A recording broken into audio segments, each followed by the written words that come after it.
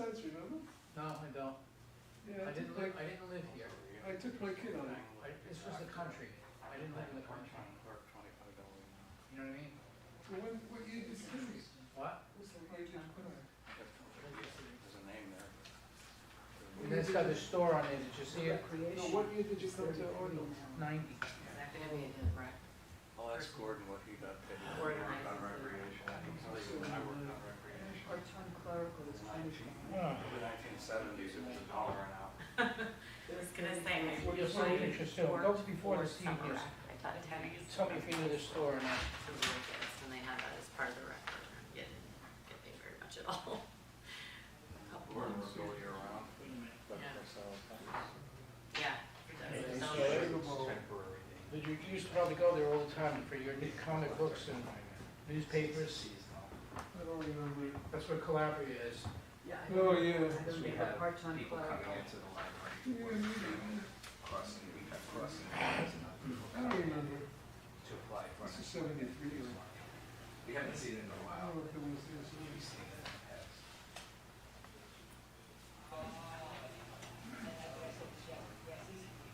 Any questions?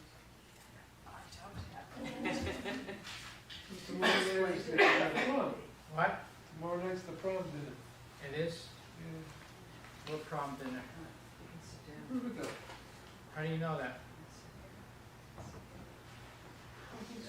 Huh? I'm a senior citizen. FranCom?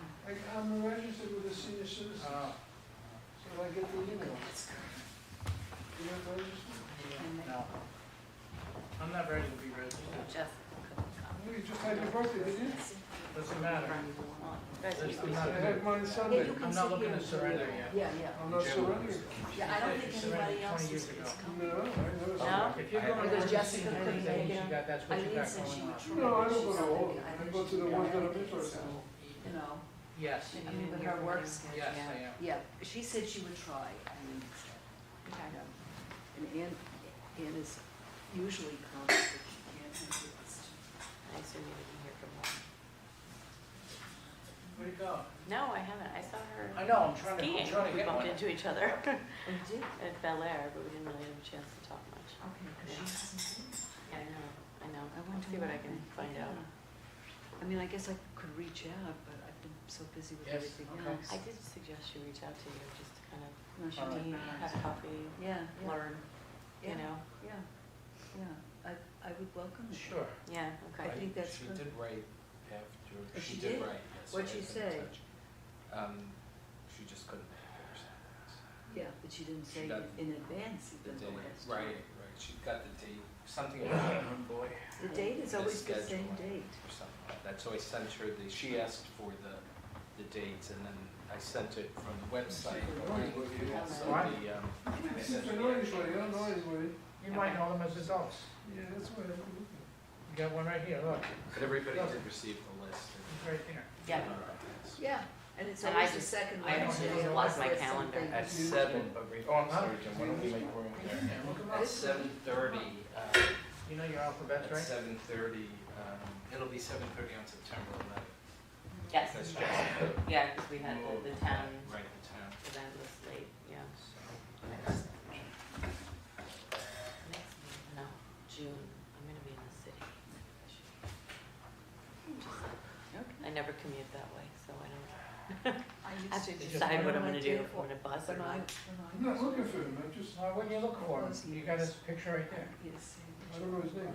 You do, of course you know his name. You go to the library. Yeah. My car was parked here. Yeah, yeah, I don't, yeah. Don't you spend time in the library every day? yes, I do. So you must know It should be everybody fine. I there. have to pick my thing ends early enough. but shit, I don't even know anybody who looks. I don't know the names. After 40 years, you never learn names? Um, 50 years you're here. 45. Huh? I'm here 45 years. That's so long. That's a long time. That's a lifetime. Yes, I have the one.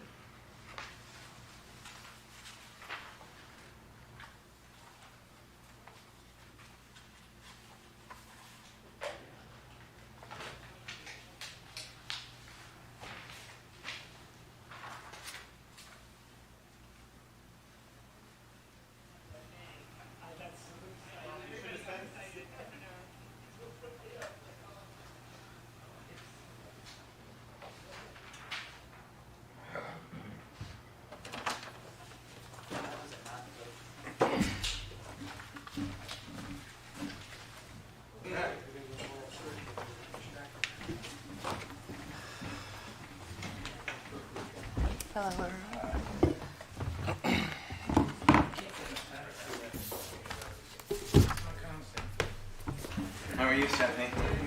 Good. Hey, John. I need to apologize. I never got to ask you about it. We'll do it. Maybe we'll get some coffee outside because the weather's being nice. How are you, John? Chuck Bello. Very nice to see you. Oh my God. Good to see you. All right, Sheila. Nice to see you. How you been? Good, good. Good. You? All good. Busy here. You're kicking off the budget season. Are we the first? You are the first. Yes, So, out of the gate, Sheila. Yes. How many you have today? We have two. We're doing two at a Okay. time. All right, nice. Hello. DPW's that way. We figured. Well, you don't want to sit here. Okay. I mean, it's good. Yeah, It's yeah. very capital heavy. Yes, Yeah. of course, of course. Yeah, Yeah. that makes sense. Yeah. Good to see you guys.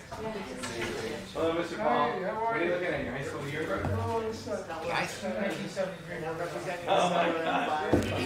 How are you? Good. Did you get it? I needed it because I John, how are you? Yeah. want to see what the town looked like, you know. This is recent history, you know. Yeah. Just keep me in the loop. Some of those kids are growing up, who can recognize it. Oh, I'm sure I'll recognize you. I always have to look. I'm moving one over tonight. Roger, you want me to move you guys over? Oh, that's you, Steve, here? Oh, no, you're here. That's right, sorry. Old hat. Okay, we're gonna move you over one. Oh, okay, good.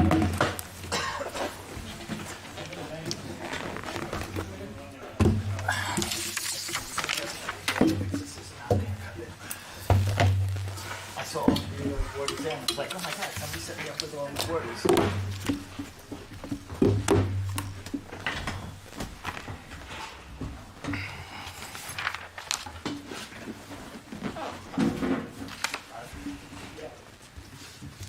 How's it going, Paul? Just gotta tell you, I called the office a second time, and I get Diane video. Really? And it's good. I told, Doing a good job. I told the administrator, you know, Did it change the voicemail? Okay. Call tomorrow. I It'll be left him changed. an email. Call tomorrow. Not an email, but a voicemail.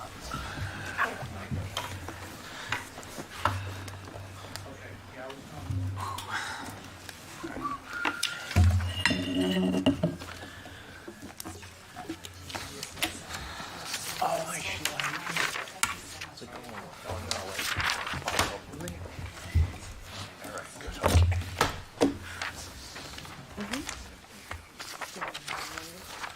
Yeah, like I am. No, it's okay. So when Jim gets to You're on the, this so you section, know. gets to here, you just make a motion, Ed looks a lot pause for younger. a second for this, and then I'll give you that language. Okay. Ed looks really young. Transformation. Hi, Ed. Where is it?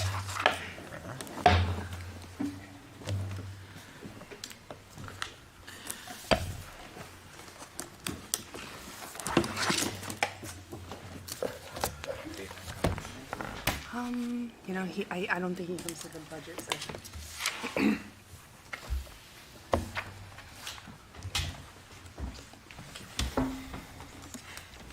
Push in.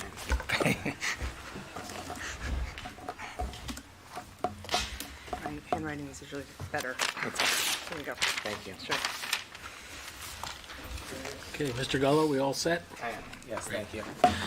Okay, welcome everybody. This meeting was previously called to order in executive session at 6:30. But we did not do a pledge of allegiance. Mr. Traus, would you lead us in the pledge of allegiance? Allegiance to the flag of the United States of America and to the republic for which it stands, one nation, under God, indivisible, with liberty and justice for all. Thank you. Okay, so we are starting our budget hearings, and tonight we have two departments before us, Library and Department of Public Works. So I would guess I would invite the library representatives up to the center table there. And Mr. Tashin, do you want to start off with anything? No, I think they've got it under control, Okay. and we've discussed it. I was told to keep this brief, so I will do my best, despite my natural tendencies, to be concise and to the point.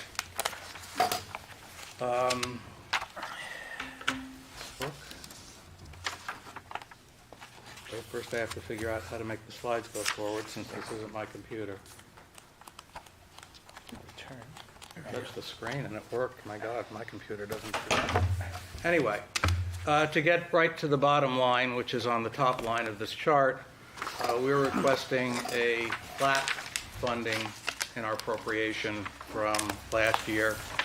The appropriation last year was $803,000. We're requesting an appropriation of $803,000 this year.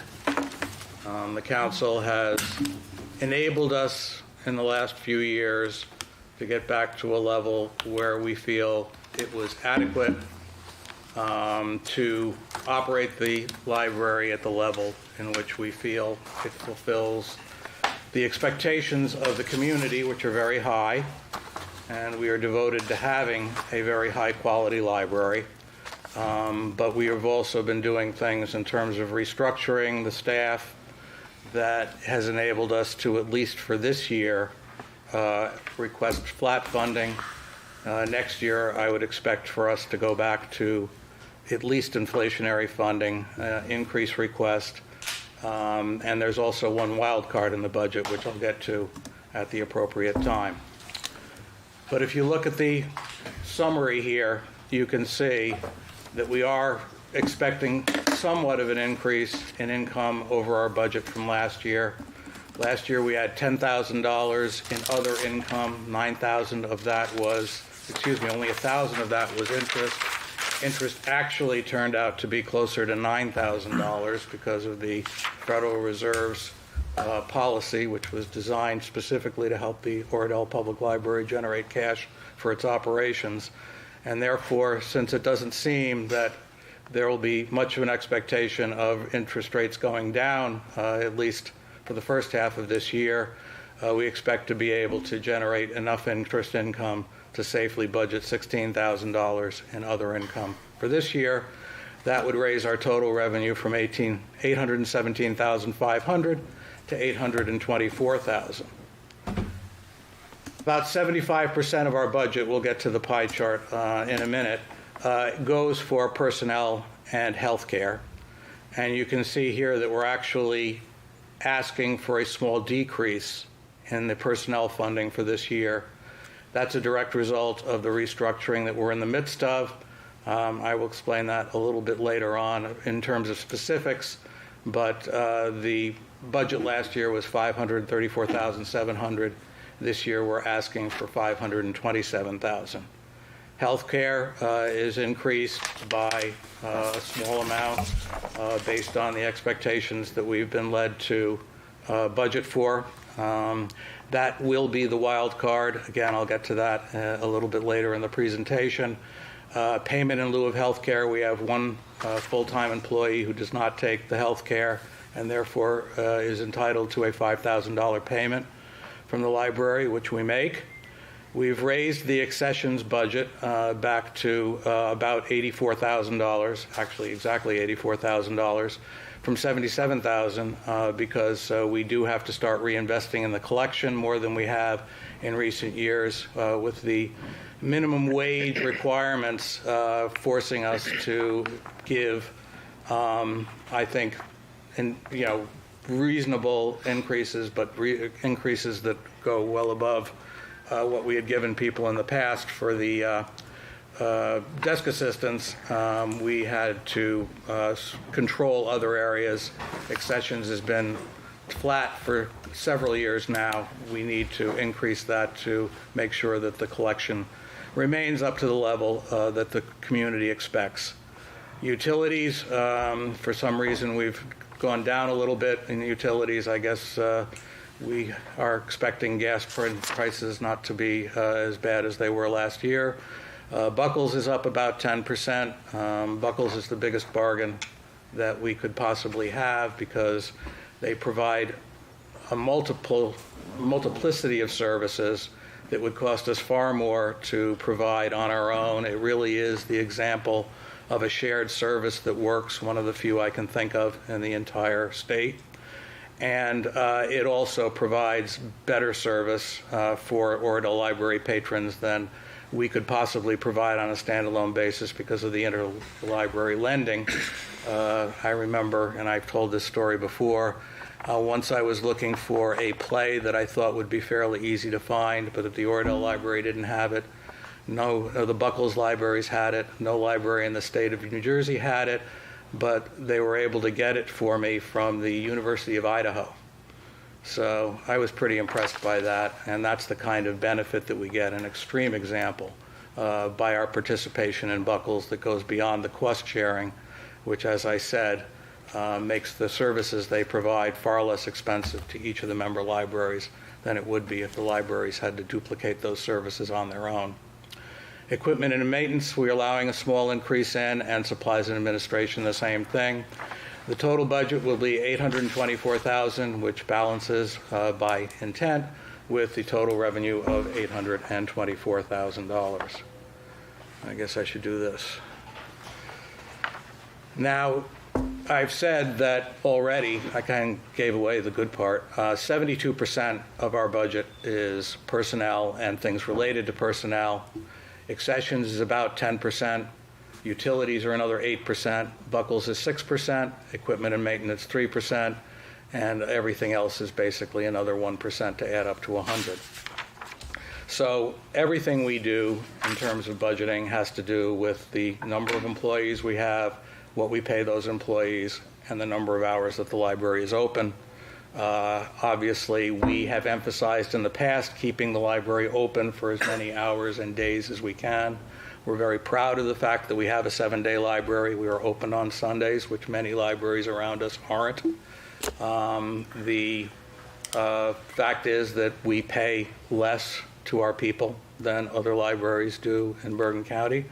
But the citizens benefit from that because the library is open more hours than most of the other libraries are. If we had more money, I'd like to pay the people more. I think most of the people on the library board feel that way. But we also feel the pressures of not spending any more money than we have to, and where we sit right now is represented by this budget. On the revenue side, which I usually do first, but just to mix things up, I did the expenses first this time. Revenue, the borough appropriation is our be-all and end-all. It's 97.5% of our revenue.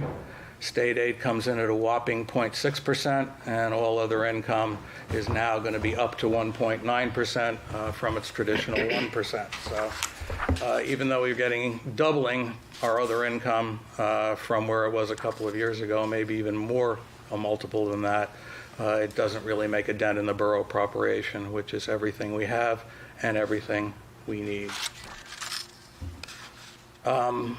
This chart is one that I like to update every year because I think that it really shows where we've been, at least in the second half of the time that I've been involved in working on the library budget and working with the council on library funding.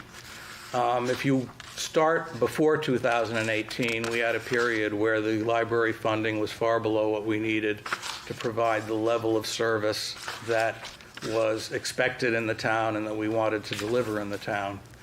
In 2019, with the help of the council at that time, we were able to get to the point where we had appropriation that was pretty much exactly at the level that we thought we needed to sustain library services at the level we wanted them to be.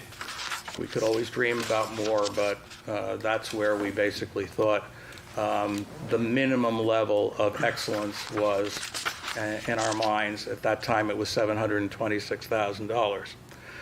Now, the following year, the pandemic hit, and everything got thrown into a cocked hat. Our funding was kept level. We saved a lot of money because the library was closed for weeks and weeks. However, the need for the money to operate at a normal level went up, despite the fact that the library was saving money by being closed.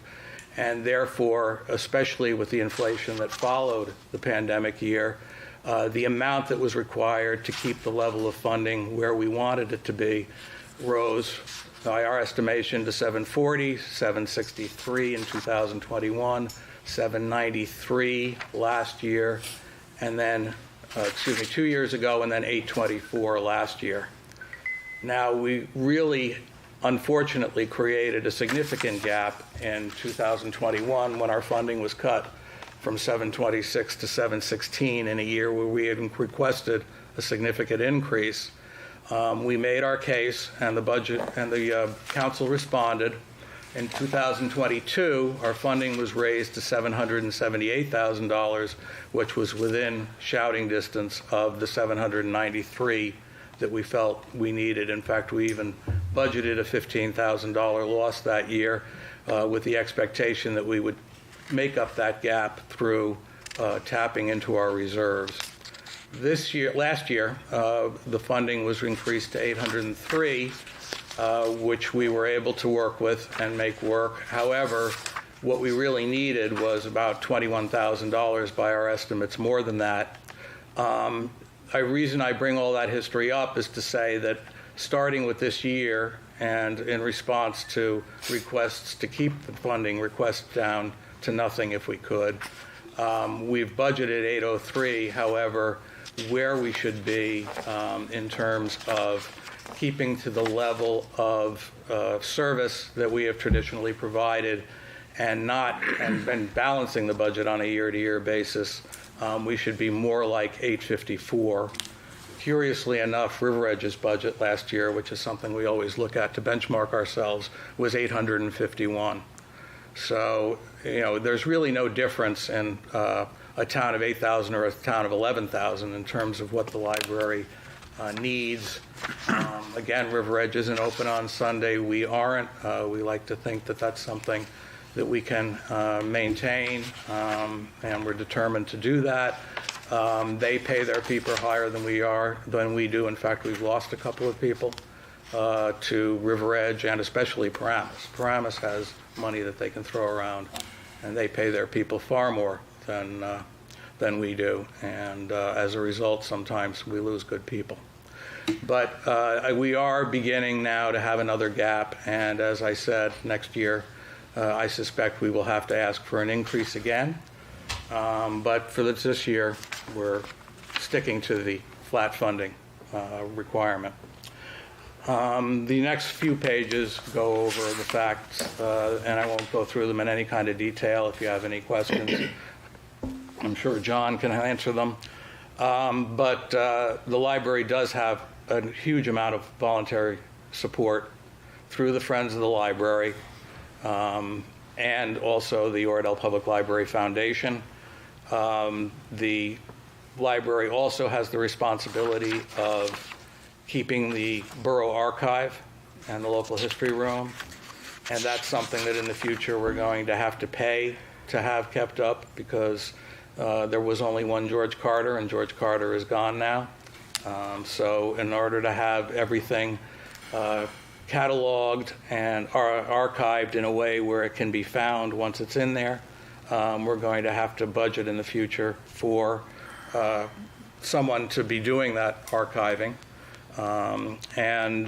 Those are the kinds of things where we've benefited greatly over the years from the volunteer efforts, especially George Carter and George Mataron. And in the future, it's very unlikely that we will benefit from even having one person who is anywhere near as devoted and productive as those two people have been all along. So at some point, we're going to need, in order to keep those pieces of the operation up, more money than we're getting today and more money than we're asking for today. And then finally, both youth programming and adult programming. One of the things that I think we should point out is that we do we do spend money on children's programming, but the adult programming that we do is totally volunteered, totally put together by the Friends of the Oradell Public Library, and they have a budget for honoraria, but I can tell you that those are minimal compared to the value of what people are doing for us when they come and put on these programs. So most libraries would have someone, if it weren't their full-time responsibility, it would certainly be part of their responsibility to put together programming. But the adult programming is one area where we really do have a volunteer effort that enables us to operate within the budget that we have, and it's something that we should never take for granted. So I hope that's concise enough and clear enough. And much of the youth programming is done by the staff. Sometimes we do bring in outside people and we do pay them.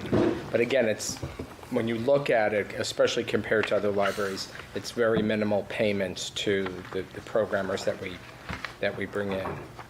So basically, if you looked at the financials, there's no line for programs. They're all funded from without. So it's between funding from the Friends largely, and then staff working on programs. There's one thing I should go back, and if you go back to this reversing the gap, closing and reversing the gap slide, you'll see that there's a double-headed arrow there called restructuring benefit. And basically, this is the thing I promised to talk about, and then I forgot to talk about it. 3 or 4 years ago, I'm not sure exactly when, the library had 6 full-time employees, 2 professionals and 4 non-professionals. Over time, we've eliminated the 4 full-time non-professional positions and converted them to part-time. And we are using some of the money that we've saved to create a 3rd full-time professional position at the library. So John, as a library director, will be full-time. We have a full-time children's librarian now, and we will also have a full-time adult services librarian when the budget is approved and we can hire someone. The wild card that creates is that we won't know until that person is hired how much their health care is going to cost. And if it turns out that it's someone who doesn't require health care, then it costs us $5,000. If it's someone who has a family, it could cost us somewhere in the neighborhood of $45,000. And that gap of $40,000, you have to understand, is 5% of our budget all by itself.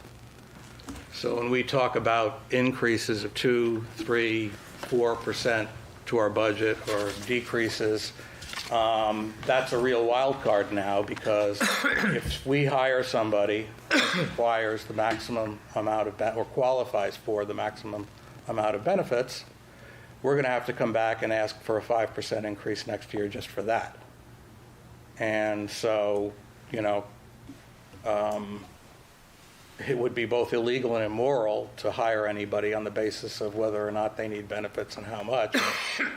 But I do realize that, we're taking a chance there, but it's a chance we need to take in terms of the operations of the library. And it, to me, shows how frustrating it is to deal with such small numbers. We're 4%, I think, roughly, of the overall borough budget. And not being pooled with the rest of the community in terms of health care really turns our budgeting process into the equivalent of a penny stock, because the changes in relatively small amounts cause huge amounts of percentage volatility. So we've budgeted, we think, responsibly, but as I said, depending on the person we hire and what the benefit impact of that is, we could come up with a change we've been very fortunate so far in terms of the cost to have people who were full-time employees who either didn't need the coverage because their spouse was covered or were people who didn't have spouses and family. We can't count on that going forward, and we shouldn't root one way or the other for that, because people have families, and if they do a good job, they deserve to be paid what they're entitled to. So, but that would be the big wild card in terms of our budget, being able to deliver exactly these numbers in the coming year.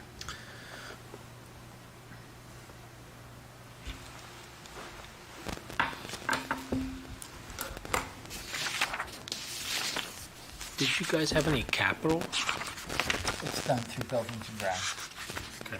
I didn't know if there was anything outside of buildings and grounds. Well, there's also, to the extent, it's a little bit like a condominium, where the borough is responsible for the building, thank goodness. But when we want to spend money on things inside, quite often it's money we have to spend ourselves that would qualify as capital. We've been very lucky in that the Oradell Public Library Foundation has covered a lot of those expenses. And there are things that we would like to do that we ask the borough about, but most of what we've been able to do inside the library, we've had to figure out a way to fund ourselves. Okay. We did create a capital plan we've had a capital plan with not that much money in it, but we've created a capital plan, and we started relighting the portions of the children's room. There were 2 rooms in the children's department on the 2nd floor. We call it the junior room, as you probably know, those of you who grew up here. The teen room and the picture book room both needed to be relighted. The lighting that was there were decorative, they weren't working, they couldn't be replaced. We did give an estimate to the borough in 2022, and I believe it was July of 2022. I'm not sure if it was put on a list, but once we were able to earmark some money for capital, we were able to get that taken care of this year. So Jim, for those types of things. How are your reserves these days? Our reserves are healthy. I mean, there's a cap on what we're allowed to reserve. Right.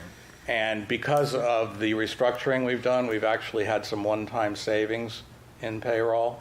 And what we've done is put that money into a capital reserve. So the capital reserve has about $60,000 in it. And we ended the year with about $260,000 in cash, I believe.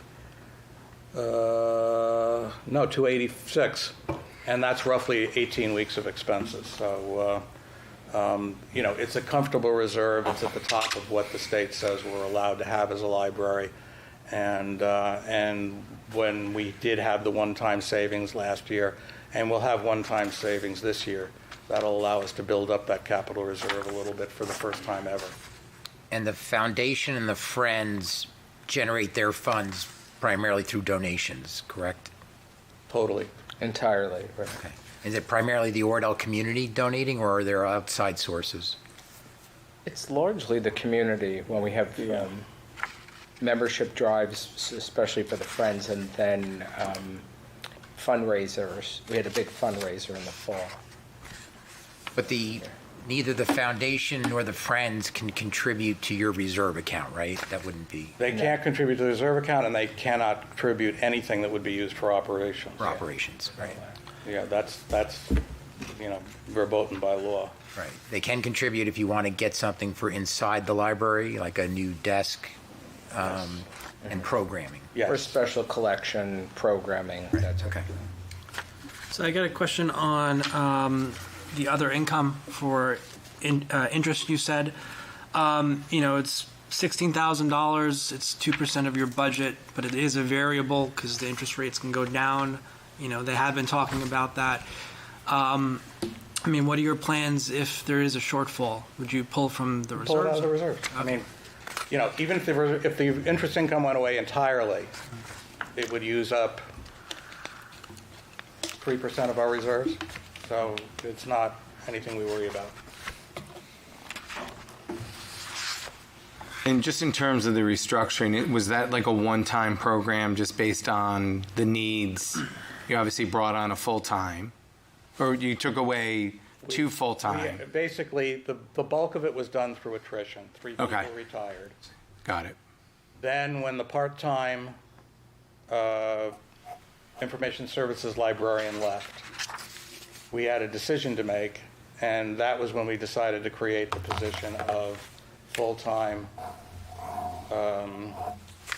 adult services librarian, and that forced us to take the circulation manager job and reduce it to part-time. Okay. And is that something, John, that it's a one-time, but is that something you'd consider just based on needs changing in terms of patronage, usage, like say you look at this now position you're looking to add after a year or two, like what is the board doing to reevaluate? Is it on an annual to bring back something like the restructuring, or is it just one time done and then when the need comes, whether it's attrition or something else, then you'll implement a restructuring? This is the end of a long-term program. Okay. And we are down to the bare minimum that was required. 3 full-time professionals is where we should have been. Because we didn't have the money, we had part-time professional as the information services librarian. When that person retired, this was the time where if we were going to make it a full-time position, we had to do it, and that's why the circulation manager job was reduced to part-time. Okay. It's the only way we could pay for it. That makes sense. Thank you. Jim, the healthcare, how's that provided? Is that part of the state health benefits program, or is that through another mechanism? We're through the borough. Just from a budgeting point of view, I mean, if I can get off my library board responsibility for a second and just talk as a citizen, it's kind of silly to be isolating the library employees in terms of health care, because what happens is that the change in status of one person whipsaws our budget. And it makes much more sense to make any kind of insurance program a pool of as many people as you possibly can. So from the point of view of the borough, it makes sense, from my point of view, to budget all the health care together, which is the way it used to be done. If you want to allocate a certain amount of that expense to the library based on the number of full-time employees we have, that can also make sense and be very stable as long as it's fully funded. So, for example, I don't know how many borough employees are on the health care.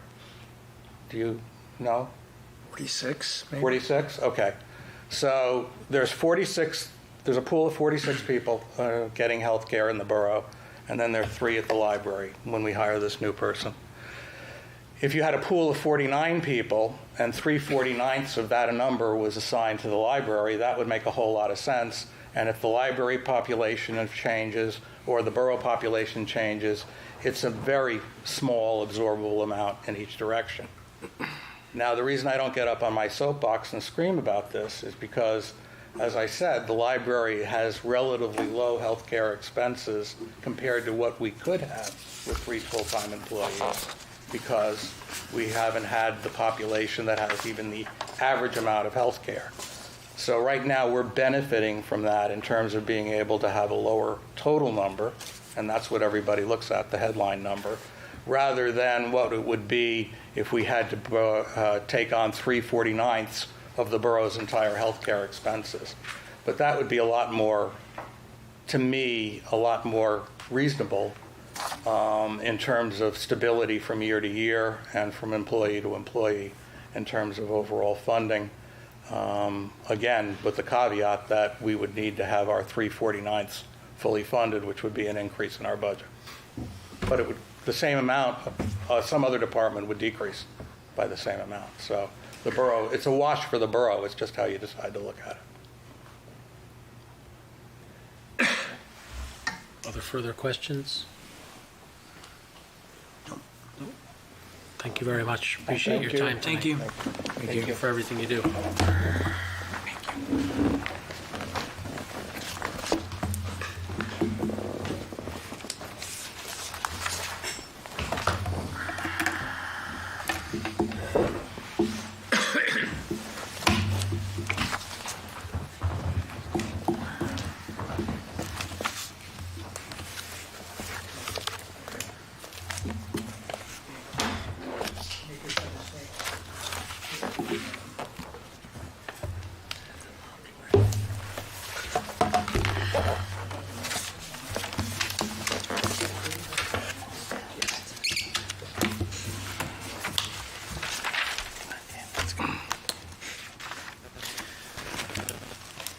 Mr. Nywening, you're up.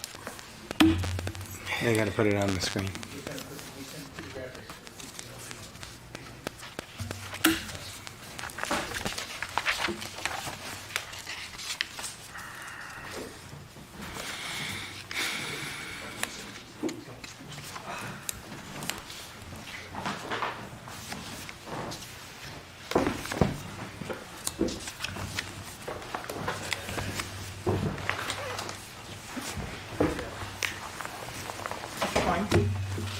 Your presentation is on there.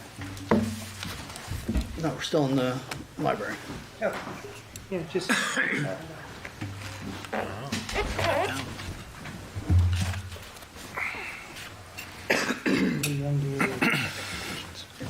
Yeah. And just Slideshow. maximize it, and then go to slide. Yep, presentation. Okay. All right, thanks. Okay. She took, she was excused. Which one do you want to do first? With her son and some awards. Click slideshow up top. Which budget do you want to do first? Oh, I don't know. Road repairs and maintenance is first. Operating. Yeah. Oh, I'm sorry, between operating and capital? Yeah. Operating first, I think, right? Operating. Yes, operating, please. Okay, so first, I have to wish Terry a happy birthday because today's her birthday and I'm here. Happy birthday. Mrs. Nywening is a generous woman to share you on her birthday. I'm sure she'd rather me be here. Thank you, Terry. So the operating budget, it's, for the most part, it's going to be a pretty flat budget, some nips and tucks here and there. I do have some requests, some employee requests. All right, so I would like to I would like to promote my one building ground employee to a lead man position, add a building and ground employee, hire a full-time recreation employee, which we've already hired a part-time one to kickstart that, and add a full-time laborer, which later on it'll show him under the structure in the building, in the tree department, but as laborers go with us, they kind of go wherever they're needed. And that would bring us up to full staff. The buildings and grounds, we all know how important that is and how hard they work. At one point, it was a 3-person department, with one of them being the director of buildings and grounds. The additional employee, obviously, he'd be mostly assigned to work under the direction of our current employee, Ray. It would, obviously, to assist with all his duties. Right now, we hire a lot of outside contractors to do little stuff like painting, and I'm not talking about painting the whole building, but touch-ups, minor repairs, and things like that, because Ray has to do, he's doing 7 other buildings, and he's running around doing everything from cleaning to getting reams of paper, dropping them off in this office and that office, and doing all sorts of things. So I would like to get him, and we've had an employee in there for the last couple months while he was out. So, but now that we have 2 in there, it's kind of like an optimal amount of people where they could split up. One can do cleaning duties, another person can do all the repairs and small repairs. So we would see a savings in that.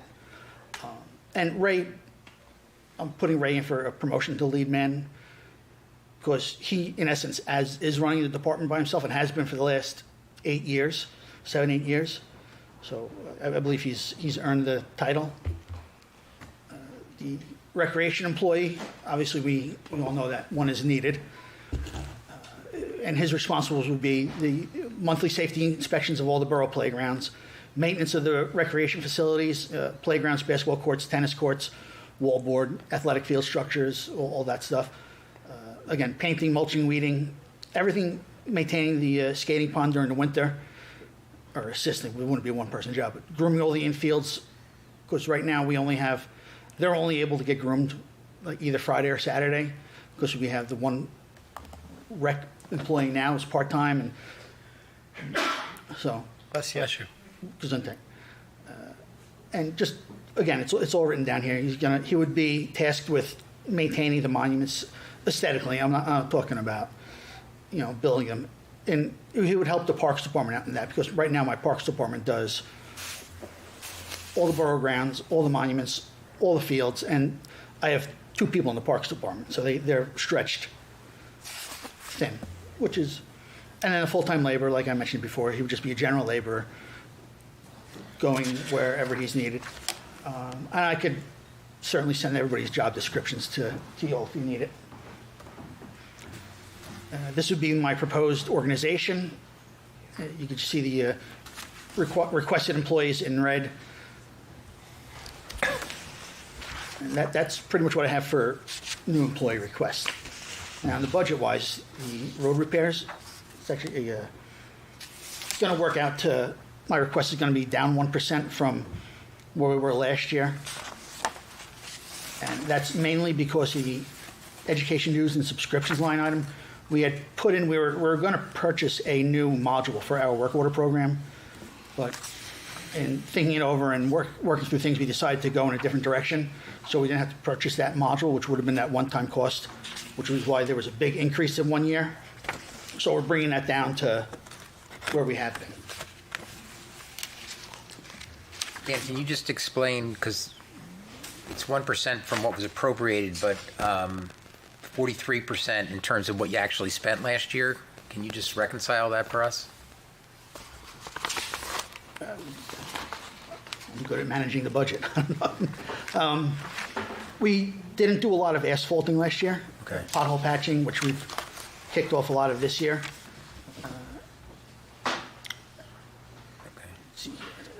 We didn't have a lot of snow, so we only used that big number there is, we budgeted $42,000 for ice melt.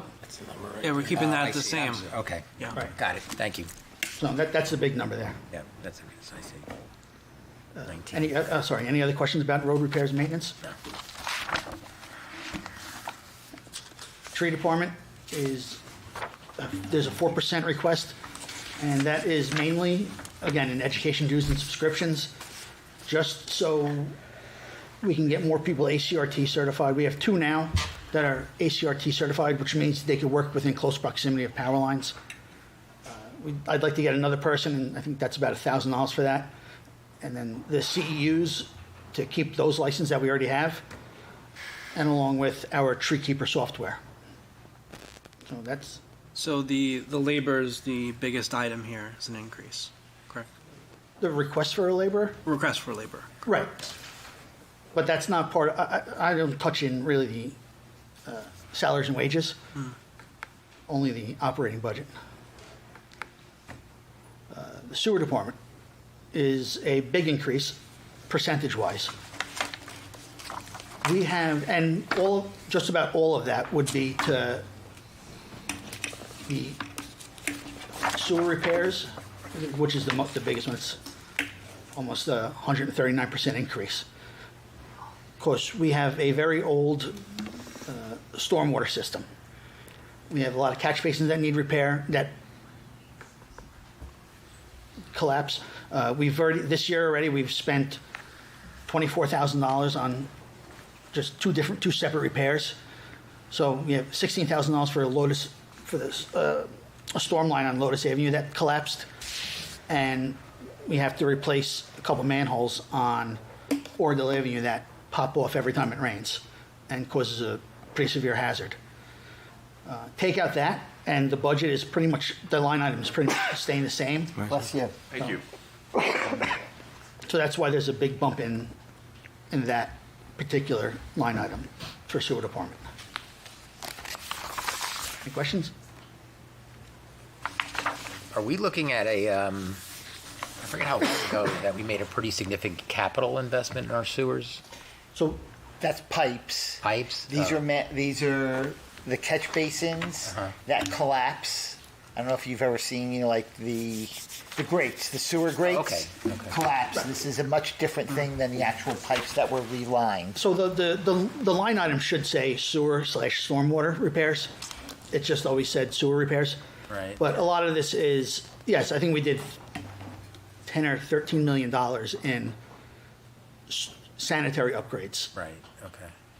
We never cambered the stormwater pipes. It's just Right. sanitary. Yeah, the stormwater pipes, they're concrete pipes, and we're all, obviously, like the name says, where all our stormwater goes. Last year, we had just a $15,000 repair on Elm Street that had to get pulled out of that budget. It was about $15,000. And I would say out of that, the materials, that's the most expensive part of repairing that, correct? Materials and labor, which our catch basin repairs would most likely go down if we hired another qualified laborer who knows how to do masonry, because that's something back when I was first hired, we used to do all the catch basins in town, we would do in-house. I would like to get back to that. Is that just how you deal with it? You just repair it? You never replace them? No, you rebuild them, because they're all brick. Right, but you're always just rebuilding, and that's so it'll always be an operating expense as opposed to one day being a capital expense to replace them. You don't.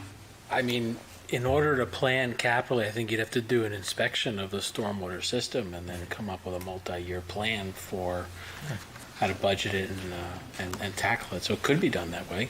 Which we will be doing, because part of our stormwater management plan, we have to geolocate all our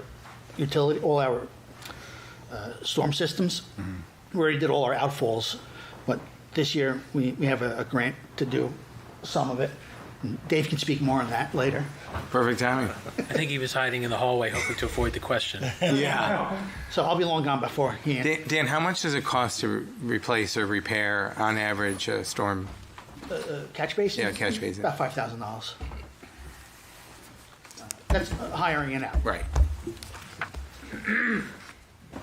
So Have we gone out to bid for that recently? Not begun. Are we still using Dutra? Yeah.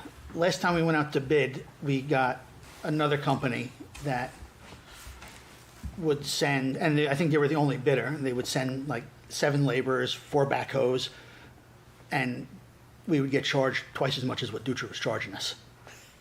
And so we were beholden. But that was before we had now that we have a QPA, we have much greater lenience on, or sway to not have to do that.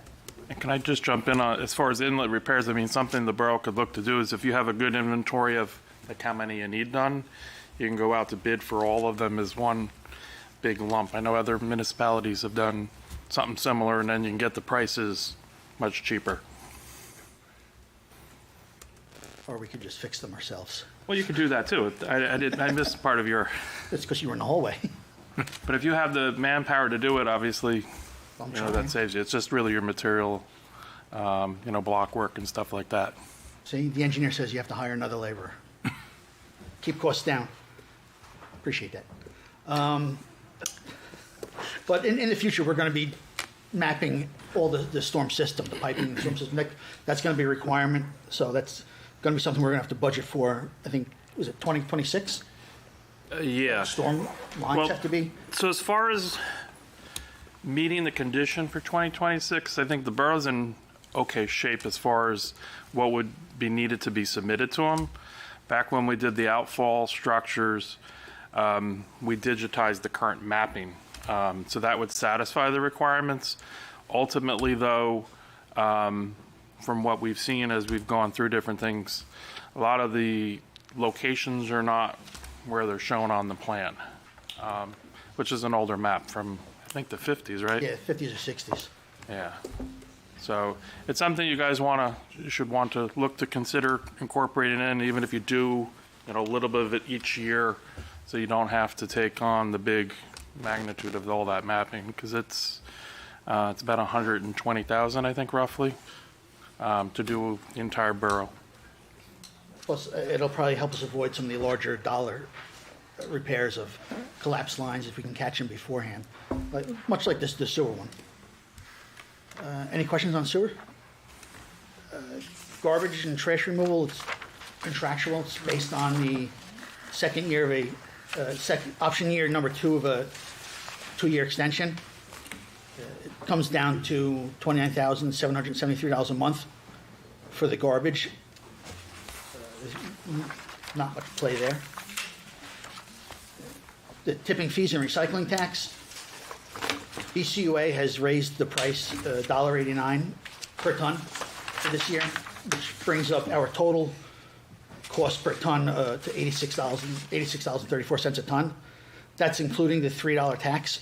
So for every ton of garbage that we dispose of, we get charged a $3 tax. We get that money back in the recycling tax grant as long as we meet our end of the obligation. And we do about 281 tons of garbage a month, solid waste. Recycling, again, contractual, is that 147 number.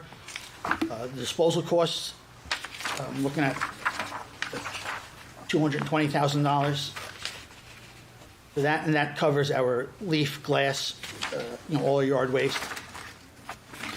Recycling has gone through the roof in terms of expenditures. I think off the top of my head, we're paying something around $140 a ton to get rid of recycling when it's all all added together. $140 a ton, and what are we paying on a ton of garbage? 86. By law, we have to recycle. Understand. A lot of towns have gone to single stream recycling, just because right now our recycler doesn't separate paper products anymore. All our paper, magazines, paper, cardboard is all put into one pile, and that's another cost. The only thing that we make money on is metal. I'm not talking about commingle, like metal. We'll bring it to Apache with our large, bulky metal items. We do make a little bit of money off of that, but nothing that's gonna. And Dan, if we went to single stream, how much would you estimate that we would save? Off the top of my head, I wouldn't know, but I could easily find out. Right. Dan, do we have any information on the amount of tons that are picked up on the first versus the second pickup of the week? In terms of garbage? No, but I can get that. I'd be interested to see that, because we're paying for the labor twice regardless. I'd be curious to know how much garbage we're actually collecting. About 30% less. Depending upon the pickup day. And I'm sure that is less out of a warmer time and certainly more in the spring, summer, and fall. But right. If you have those metrics and you could share them with us, I just have to that look would at be the dump helpful. tickets and put them together for you. But to understand you correctly, we're paying $60 more a ton to dispose of recycling than we are garbage. Correct. Approximately. I have the number. It's written down here somewhere. No, give me that. Recycling or is it garbage at that? So just one pickup for. All right, so the commingled, the average price of commingled to get rid of Yep. was $130, $129.75. And is that a clean load, or are you paying penalties on loads that have what they'll consider waste in it? We don't get too much of the waste load because we have enclosed containers that people are dumping everything in. Yeah.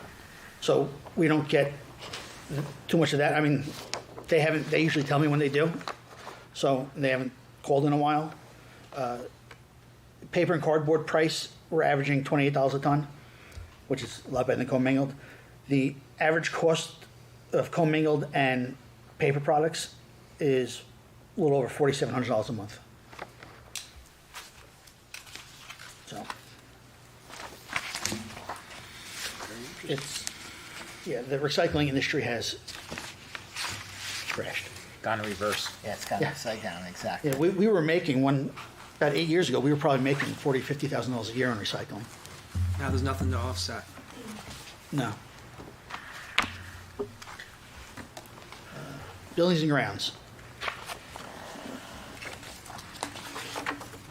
This is obviously the largest budget. We did break it down, the line items down to, it used to all just be building repairs. And then we added in the senior building maintenance, the library, the firehouse, so we can kind of block off more money, what's needed to each individual building. We did this last year, I think it was the first year, or the second year, but, so we'll be able to start getting those numbers more close to what, in terms of requests. Last year was kind of an expensive year with equipment maintenance and supplies. And the library, we tend to always go way over budget on what we spend there. This year we went $13,000 over budget on repairs to the library.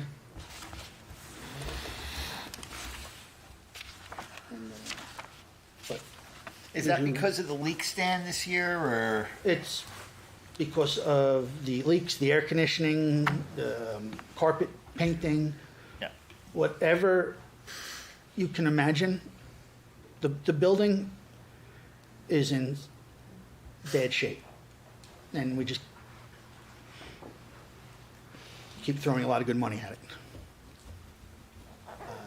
So the equipment maintenance and supplies line items, those two line items, they pay for our irrigation systems, opening, closing repairs, the porta-johns that we have throughout the town, at the fields and during special events, our elevator service agreements, our generator agreement, the service agreements for the different generators we have, our first aid stations for this building and the DPW, the fire department, and VFW come out, senior center come out of their own line item just for the ready care, and it's like $70 a month. All our cleaning supplies, petty cash, Palmer Brothers, Home Depot, our Homeland Industrial, which does all our disinfectants and stuff like that. Again, the ready care. So any questions on buildings and grounds? I just got a question on the rec fields line item. Went up from 35,000 to 45. Any explanation for the? I think it's utilities. Just right? yeah, it's just gas and electric. Any reason for the? I'm assuming we were more active at DPAC. The lights are probably on all the time. Now we have those timers that are going to be installed, right? Well, we have timers on everything. Right. Where the DPAC, I think we've been, when I say we, I mean Ted, has been keeping a better track of. Yeah, it was adjusted for the daylight usage. savings. Yeah. Right. And when people aren't on the field, are scheduled to be on the field, the lights should be on at 10 o'clock at night. So. All right. Dan, do you know what the load is for the field house? Because, sometimes that thermostat's left on. In DPAC? Right. No. I mean, I'm curious, because I feel like a couple times I've helped the basketball, and we've gone in there, and it's better than a European sauna. So, something we should probably, we're off season now, but. Right. I could definitely install Because that's going a to. tamper-proof thermostat. Yeah, I feel like that could not save us a ton of money, but some, especially from the gas perspective. Actually, I think that's all electric, so it's even more expensive. Yeah. So Dan, as far as the borough buildings, got the senior, the library, and the firehouse. Like, there's no needed repairs for Borough Hall? That falls under the building repairs. So the senior building, the library, all the buildings used to fall under borough building repairs. Okay. And we started breaking out.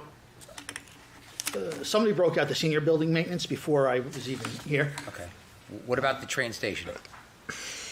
We could break out the train station, but we broke out the firehouse. Is the train and the station library. currently under building repairs? Yes. Okay. Everything that's- but the senior, the library, and the firehouse is under building repairs. Got it.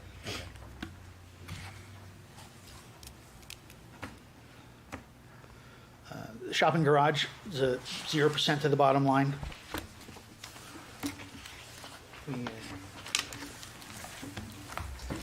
We did pretty good there. We were pretty tight at the end of the year, but we were under the budget.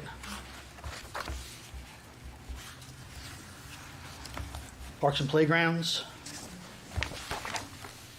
So we're, again, there's a 2% change going down, 2%. I'm asking for 2% less than last year. And that's pretty much because we started taking a lot of the field maintenance supplies for the ball fields from the rec budget. That was transferred over to me, recreation's budget, for the field maintenance supplies. So I was able to spend a lot, like the chalk, the striping chalk, the paint, the play dry, what was it called? Quick dry. The quick dry. That all came out of the recreation budget. For a while, it had been coming out of the DPW budget. And then when it was consolidated last year, 2 years ago, it just started coming out of the appropriate line item. Utilities, street lighting, it is what it is. Telephone, we could a number of years ago, we streamlined the telephones. We had like 6 different carriers and 5 different phone systems going on, and we kind of streamed it down to 1. So we've seen pretty good savings there. I want to get through this one last year and see where the contracts are, and then we could probably trim that back, $15,000 or $20,000 annually. What does the telephone expense cover? Don't we have all VoIP phones now off the servers? Well, it covers the service contracts. It covers the phones itself, the equipment. Yeah, the VoIP still goes to a central office where they're managing all the extensions. It's not just plug into the internet and it goes. Which would be nice. But it would be nice, but does that make sense? Of course. All right, just want to make sure. Bill, can I ask a high-level question with regard to the budget and the contract negotiations that we're under? I don't want to get into the negotiations. I just wanted to ask Ed if where we are at with the negotiations has been factored into what we're looking at now as far as the proposed budget. Could you repeat that question? We're in the middle of, is it okay to have this? That level's okay. Yes, Yeah, okay. Thank you. No detail, but yeah. Right. At a high level, we're in the middle of negotiations for the UPSEU. To what level has where we anticipate those negotiations coming out been put into the numbers that we're looking at here? I believe the CFO is putting numbers in already in anticipation of where we might end up. Okay, so that's what we're looking at here. It's not going to be, okay. Yep. Thank you.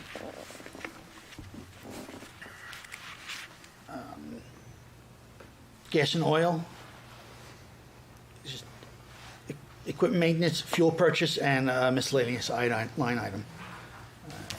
Fuel prices have kind of steadied off and have kind of come down a little bit over the year, not just a small sample.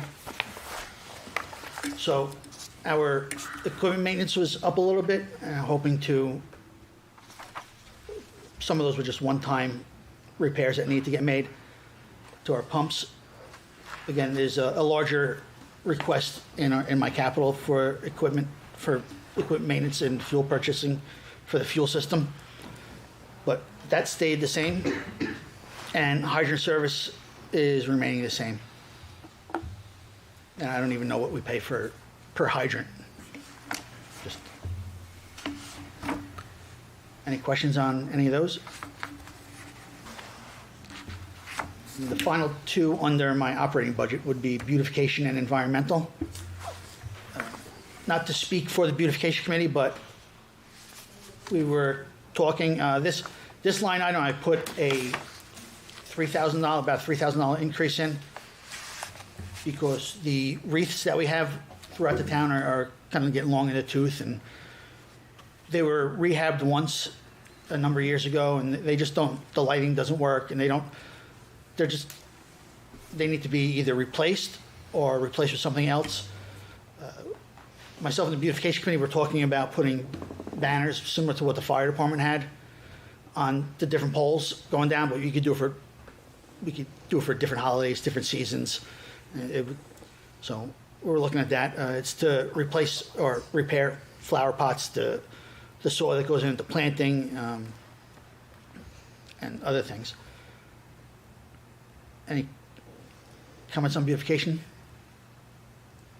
Have we priced out replacing those lights? Replacing they're not wreaths? cheap. The wreaths. Yeah, strangely, it's about $3,000. Not to replace the wreaths, but to go with the banners. The wreaths, no. I'd love to see if we went out and let families purchase one, and they can, have a little thing that says, donated by the Koth family. So we did have that the first go around. On wreaths? All the wreaths were sponsored. Really? Town didn't pay a dime. Was listed that anywhere? There was a trust fund set up for it that all the donations went into, so there's records for that, yeah. I think there was even a list, because I think I don't know if there was a plaque or there was some, maybe in a newsletter at one point, all the names were listed from the donations to acknowledge them. I thought we had a plaque, but the reason That's I what I asked thought that the plaque was made, yeah. is that nothing's infinite, right? Right. The wreaths won't last for forever. So if there's a life cycle to them, maybe at the end of that life cycle, those who previously sponsored wreaths would be asked if they would care to sponsor for a replacement. Otherwise, you could have wreaths become open for new sponsorship. So, again, it's sort of like a license we grant by the sponsorship of the wreath, which could have a fixed period attached to it that would allow us to then replace them at a point in time, right? Because if you donate something, your expectation off the cuff is that, oh, I donated that will be there for forever, right? Not a light, but yes, In theory, right? yes. Yeah. Like somebody sponsors a tree. What happens if the tree dies? Correct. Is the town obligated to replace it? No. And we're not fixed for that particular reef, number of reefs. We can have as many as we want per season.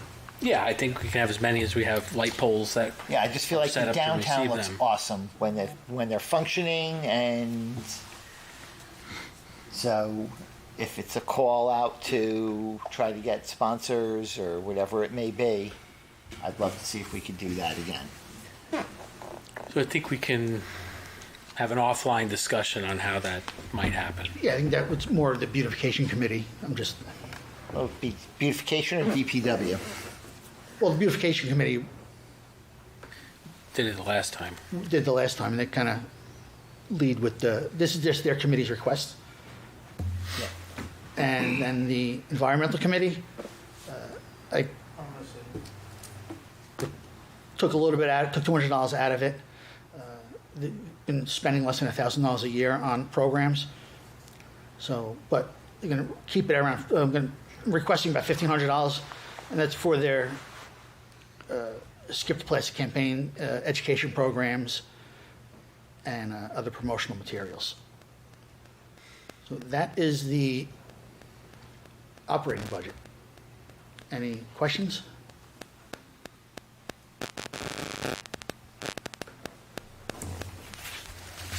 Yes or no?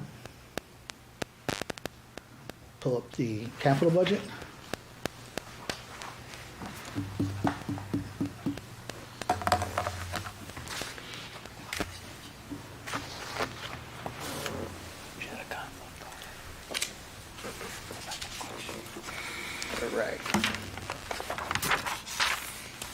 So for this year, it's a split between vehicles and equipment requests and building and grounds requests.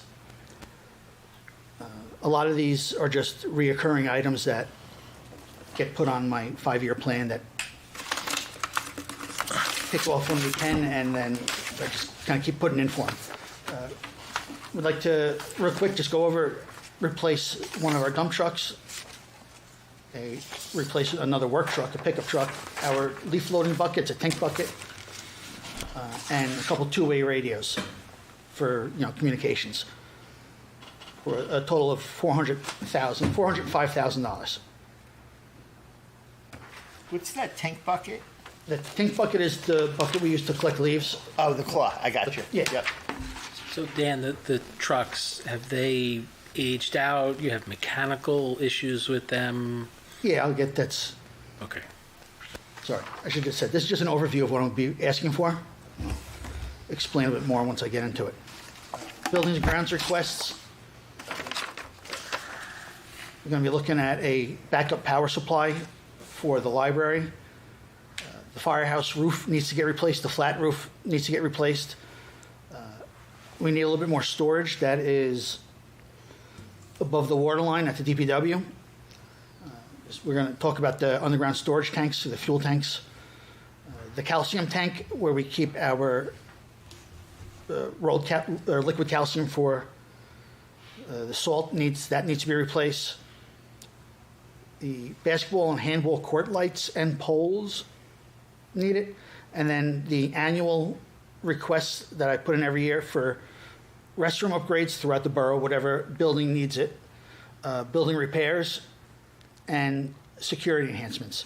Those are the last three are recurring requests for every year. So backtracking to the dump truck, to speak to the mayor, it's a 2019, that's a 2005 International. The motor was replaced in 2019. As with, I'd say, most Internationals, it has a lot of electrical issues and cooling issues. The salter that is on the truck is more than 30 years old. It breaks down each season. It's pretty much set to its maximum settings. And the parts are pretty much obsolete. We have trouble finding parts for it, and it would need a total rehab for that anyway. And I'm putting in for, I think it was $275 for that, which would replace it with hook and go, hook truck, which we've been kind of replacing, which we've replaced the other dump trucks with. Which is, it's a Does that multi-use. 275 include any attachments, or is that just the straight truck? No, that's with the plow, a new salter, a couple boxes. So it's kind of like soup to nuts. Do we do a sinking fund for trucks? Yeah. It's two questions I have coming up. I have the sinking fund numbers, which I knew were going to come up. So we do have $100,000 for the fuel tank replacement. That was approved. We have the purchase of a DPW vehicle, which was approved for $25K, and the paid amount was $17,600 as of current. And let's see, we did have a $75,000 for the tree truck, which was paid in full already. I'm saying for the dump truck number 4, the 275, did we start to put money away for that? Or did No, we it was just a straight sinking fund for DPW vehicles. trucks? Okay. Right. All right. So how much do we have available to offset? Yeah, I mean, not for the trucks, but, there was one point that I wanted to get to later on, but we do have this, $100,000 for the above fuel tanks, which we're not even 100% sure yet if we're going to use them or go by another means, which is already $400,000 in the capital budget. So if we don't decide to go with that, we pretty much have free $100,000. Well, either way, we still have to remove the underground storage tanks. But this is for purchasing new ones for the above ground. I think it's for both, right? Yeah, Dan? removal and. For the replacement of the tanks, it would be removing the old and putting in the new for $400,000. Correct. Putting in new underground storage tanks or above ground storage Above ground tanks? storage tanks. Okay. In addition to that, we have $46K of auction money from last year that goes to the DPW too. So I would almost consider that a part of the sinking fund. But Replacement, I should. Okay. So, can I raise an issue about sinking funds versus pay-as-you-go? What's the purpose of the sinking fund? Well, how does that help us achieve the goal of replacing this equipment? To me, it's the same thing as pay-as-you-go, only you're assigning it to a particular line item in the budget. Instead of putting it into a single pool of money, you're saying this pay-as-you-go is going to go towards a DPW truck. So it's just to... Well, it's a little different than that, because if you're putting $25,000 a year into a sinking fund for 5 years, you've got $125,000 if you're not touching the sinking fund. The same way we've put money away for fire trucks into a sinking fund, so the big hit when you buy the truck isn't the full nut. Right. But you've accrued dollars over years, and again, it's very similar to what we're doing with the DPAC trust fund. Right. But it works the same way. It's all pay-as-you-go capital expenditures. You're not bonding for the money. You're using the money in the bank. You're taking reserve money and putting it into a savings account, if you would, towards these things? You're not. No. You are investing every year towards the purchase of a capital item down the road. So you're just putting money away. It's not. You're not taking out of your reserves. We're bonding for that money. No, actually, when you do a sinking fund, you're just authorizing the appropriation. You're not actually you're not paying debt service on it until you actually make the purchase. I mean, there's no debt service. So what's the difference to wait 5 years and say we've authorized $25,000 a year or $50,000 a year? Yeah, it's and then basically just bond the money in the 1 year to buy the piece of equipment. It's a methodology, a financial methodology of how you want to either spread the cost of it, so to speak, over the years, as opposed to the one time. So it's just really like I said, a methodology, like a way of thinking. But are you spreading the cost if you're not calling on a bond to fund the project until whatever year it is you're saying you want to do it in? So the difference is if you set the money aside, you're not paying on debt service while you've set those appropriations. And then say you have the whole amount of money and you just issue the purchase. You're not bonding for it at all. There's no debt service. If you pay for it in one lump sum, because you make that decision that year to say, okay, we're going to just pay $500,000 for a truck and we're going to bond for it, you're going to have to pay debt service on that purchase because you bonded for it over the lifespan of whatever it is. So it's just, however. All right. We should get an opinion from Katie's our, here. and from our auditors too. I mean, it's more always of a good to take a discussion fresh on this. look. Sorry, Dan. go That's ahead. okay. Truck 53, I would like to get replaced also. It was a 2004 GMC pickup truck. It was removed from service after it was discovered during routine maintenance that the front frame members were cracked. And when we went through the insurance, they told us that the truck is a total loss. So we sold it at auction. And that for $65,000. And again, that's from a new lift gate, new plow, the warning system, and radios. It's all for that price. The tank bucket. It's obviously the one we have now is a medium duty. We break the pins on it a lot where the hydraulics connect to the actual chassis, if you will, of the bucket. It's not really designed for the everyday heavy use. It sounds it's funny, but of doing that type of work, so that the pins wear out relatively quickly. I would like to have $35,000. Well, the department would like to have $35,000 to purchase a heavy-duty bucket, which would give us the proper equipment to be using, but it would also give us a backup in case that one goes down or we want to put more than one leaf crew on the road using that method. So, and it really is the most efficient method of collecting leaves that we found. And knock on wood, we've been pretty on time with our leaf collection.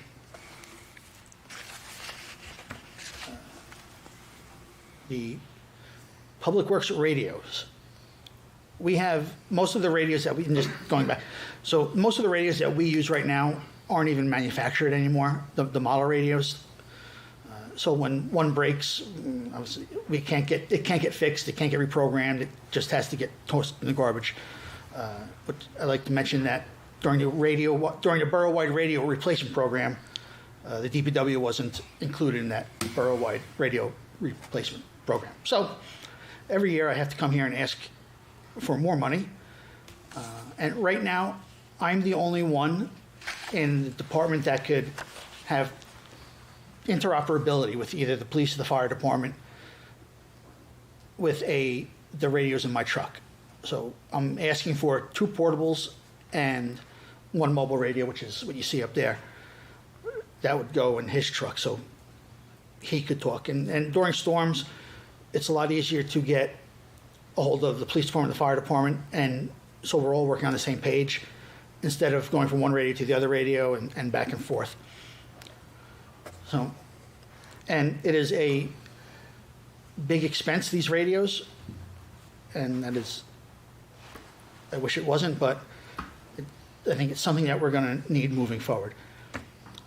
Looking forward to next year, one of our mason dumps, which is approaching its end of service life, and it's already on its 3rd motor.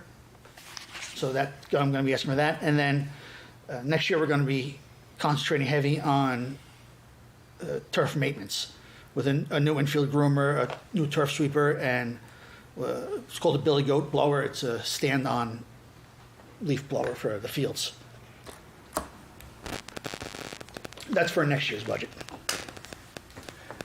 Moving on to the buildings and grounds, the backup power supply at the library, which the library has no backup power supply. We're looking to put in a small backup power supply because when the power goes out, the sanitation pump, the sump pump, the sewer ejector pump, isn't going to work. So that's an issue. And the sprinkler system, the fire suppression system, works on an air compressor that keeps everything basically pressurized with air. And if that compressor goes down, the system fills with water and floods the basement.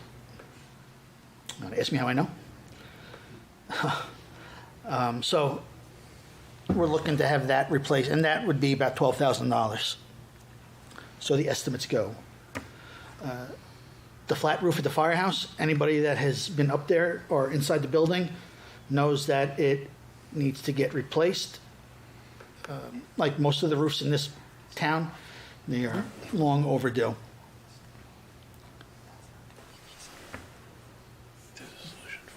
The Public Works facility, looking to have a 20 by 20 mezzanine installed in one of the corners because as now, if you see in the picture, when it floods or when we have to evacuate, we have to take plywood and line the vehicle lift and get all our equipment, put it up there where we could have most of this permanently stalled just in a mezzanine. Again, it takes time and things happen and things break. And if there's a truck on here that can't be moved, we're going to lose, tens of thousands of dollars worth of equipment because we can't save it. So last year, we didn't flood 6 times, but we had to evacuate 6 times. I think we flooded once or twice. But the threat is always there already this time. We've evacuated 4 times this year. Friday being the most recent evacuation. These events are happening more and more often, more than I ever imagined. So I think we really need to take more and more precautions on safeguarding the investment that the town has made in buying this equipment. The underground storage tanks. Whatever we do in terms of keeping the fuel tanks or doing a different route, we're going to have to make some sort of major investment because at the end of the year, our fuel tanks are going to be non-compliant. And the DEP is going to come, put a padlock on our tanks, and they're going to tell our vendor, don't go to Oradell. So we made, again, this has been in my budget for, I think, 5 years now. I've been asking for that sinking fund. It was funded one time at $100,000. So now we need a little over, it's gonna probably cost easy $400,000 to replace it. It's about 100, About 100 to remove them, right? yeah, 125 just to remove and abate the whole system. So we have that money set aside if we're just going to abate, if we're just going to, no, I shouldn't say abate, remove the systems, the tanks. Again, the ones that we have now are 30 years old and their warranty is about to expire, and once they expire, the JIF will not insure the tanks. And God forbid something happens, it's going to be a lot more than $400,000 in fines and penalties. And again, above ground tanks is safer for the environment, it's easier to test and maintain, And then obviously figure out. lower overall operating costs. That's where you are, right? So I know we've been talking about other opportunities, whatever's going to work best for the borough. I want to keep this on the forefront before it becomes too late and we are scurrying at the end of the year to try and figure out what we're going to do with these 12,000 gallon tanks that are under our ground. Okay, moving on. Calcium tank that we have in the back. The DEP now mandates that all liquid bulk storage has to be in a container that is 110% of the tank's capacity. And it doesn't matter if it's liquid calcium, which is basically salt water. It's mostly inert. Beet juice or fuel. The requirement is the same. So you have to have it has to be a double-walled containment tank.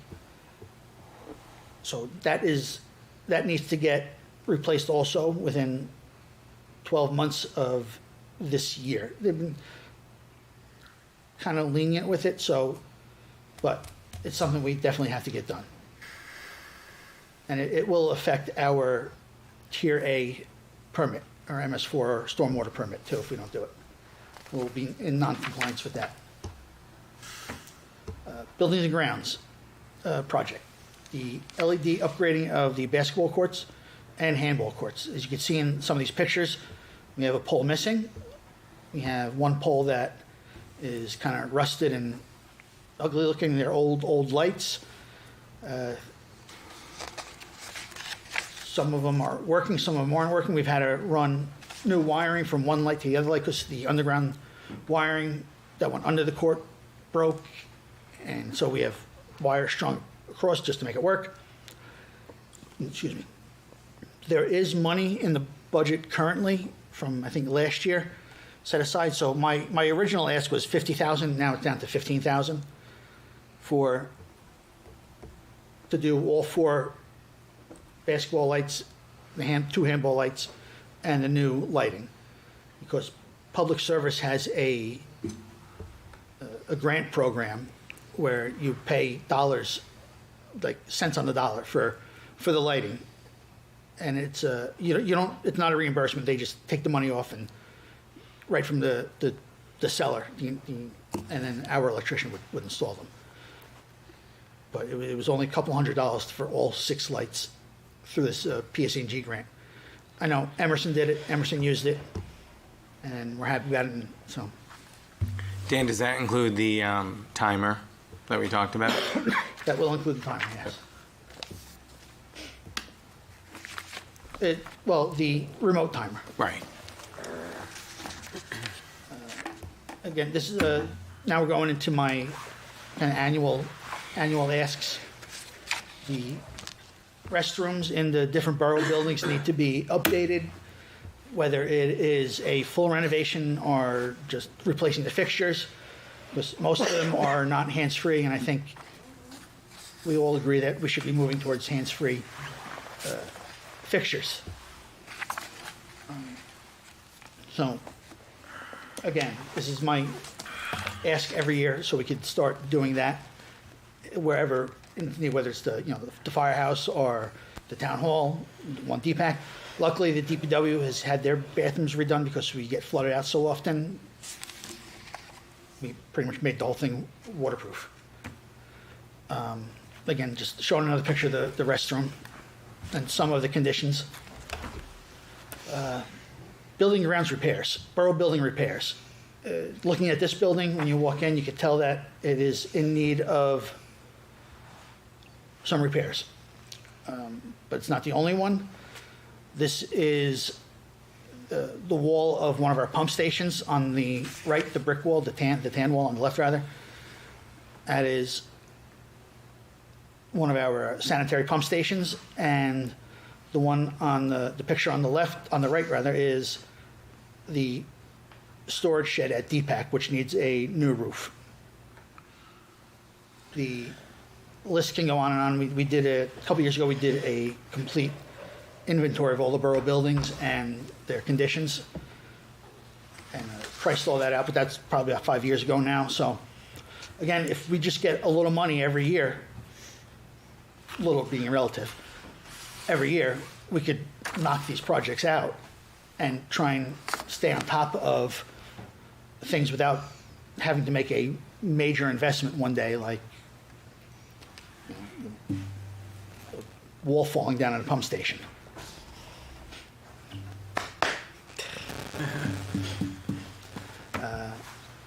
Security upgrades to the borough facilities. Basically, just adding key fobs to the locks and doors in the borough buildings, which the fire department, the public works, DPAC and memorial bathrooms, the police department just did their doors are all on key fobs. The tennis courts are now on key fobs, and everything is programmable, remote access, except for the police department. Everything else is remotely accessible. It's just the way things are going. It's a proper way to secure a building, proper way to secure a door. You have better control of who's in and who's out, when they're in, when they're out. Before we did the bathrooms, it was a weekly occurrence where somebody was destroying the bathrooms at Memorial Field. But put these locks on, and no more. And did we order locks for this building as well? Was that last year's budget that we did that? That was the police locks, the police department locks. I would like to expand into the rest, something like the offices in this building and things like that. It also depends on how much we want to make, what kind of capital we want to invest in structure. The perfect example would be the senior center. One of my guys has to go there every morning, unlock the building, and then a cop has to go there at night and lock it back up. Where we could is have it on a timer saying, 8 o'clock every morning it opens up, and if there's nothing scheduled to be there, just go online and make sure the door's locked. And you can have certain people have access to the building. It's also good because in an emergency, the police have a master key to all the buildings, because one key fob can open up, in theory, every lock. So, like, the police could have one key in their car that could open up the DPW or the senior building, or an office here if there's a smell of smoke in it or something like that, where you could just open it up. And so under that project, that ask is the key fobs and the camera systems that we've started to install and continually upgrade, because every year we find a blind spot here, a blind spot there, and we use that money to kind of fill those spots. We moved the camera this week at the tennis courts, so it's at the proper gate now. But we are lacking coverage at some of the other facilities, athletic fields in town, which we probably should correct before something happens. And that's all I have for capital. And on behalf of myself and the rest of my department, I appreciate you listening to me ramble on and ask for the money. Any questions for Phil? Thank you, Dan. Any questions from the council? Dan, I'm sorry. No, go ahead, Roger. Mike from Westfall has said that there's a chance we could potentially be saving money on tipping fees, that he has another provider. Could you have that conversation with him in conjunction with the fact that we're going out for bid, and to find out what that option is, and if it's true it could save us some money? Okay. Yes, Dan, please see me on that as well. Excuse me? CC me on the. Yes.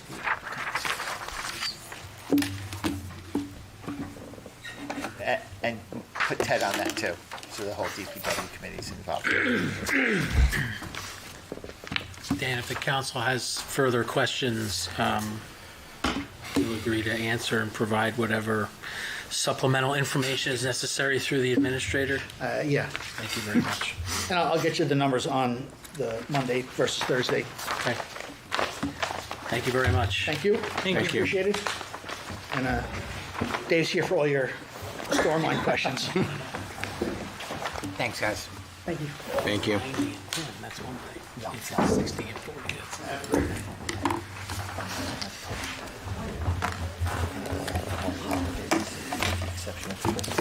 Right. All Mondays get picked up. And we're going to push vegetative waste. Okay. Mayor, can we take a 2 or 3 minute recess? Break. 3 minutes. Okay. Thank you.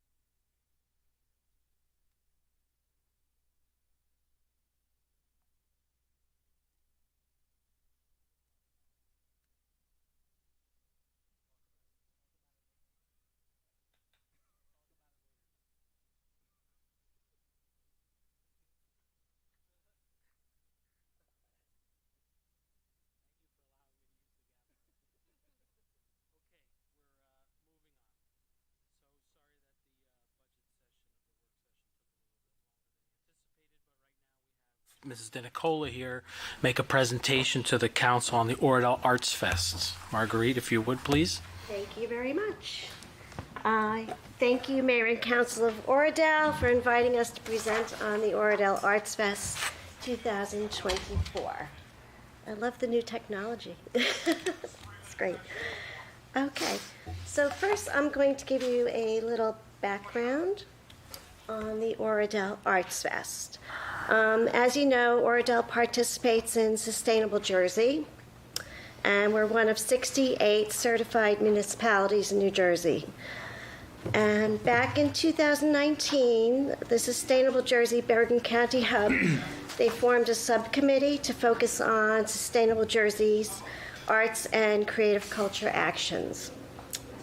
The group eventually became Creative Bergen, a 501c3 organization of which Oradell is also a member. Creative Bergen organized the Arts Ambles in 2021 and 2022. And in early 2023, Creative Bergen made the decision to hold the next Arts Amble in 2024. At that time, however, Oradell already had grant funding in place, and plans were already underway for the Arts Amble. So instead, the Oradell Arts Fest was born and was held on June 11th, 2023. And as a side note, in November at the League of Mayors at the Sustainable Jersey Conference, Oradell, together with Creative Bergen, was awarded the Innovation and Creativity Award. So that was nice to be recognized that way. Next slide. Okay. In 2023 and in 2024, the Bergen County Division of Historic and Cultural Affairs awarded the Borough of Oradell a local arts project grants to support the Oradell Arts Fest. And last year we got $4,930, and this year we got $5,400 to do the Arts Fest, which is really great. So here we are in 2024 with the Oradell Arts Fest team planning another wonderful event for our Bergen County communities. We have many talented and creative residents from our town.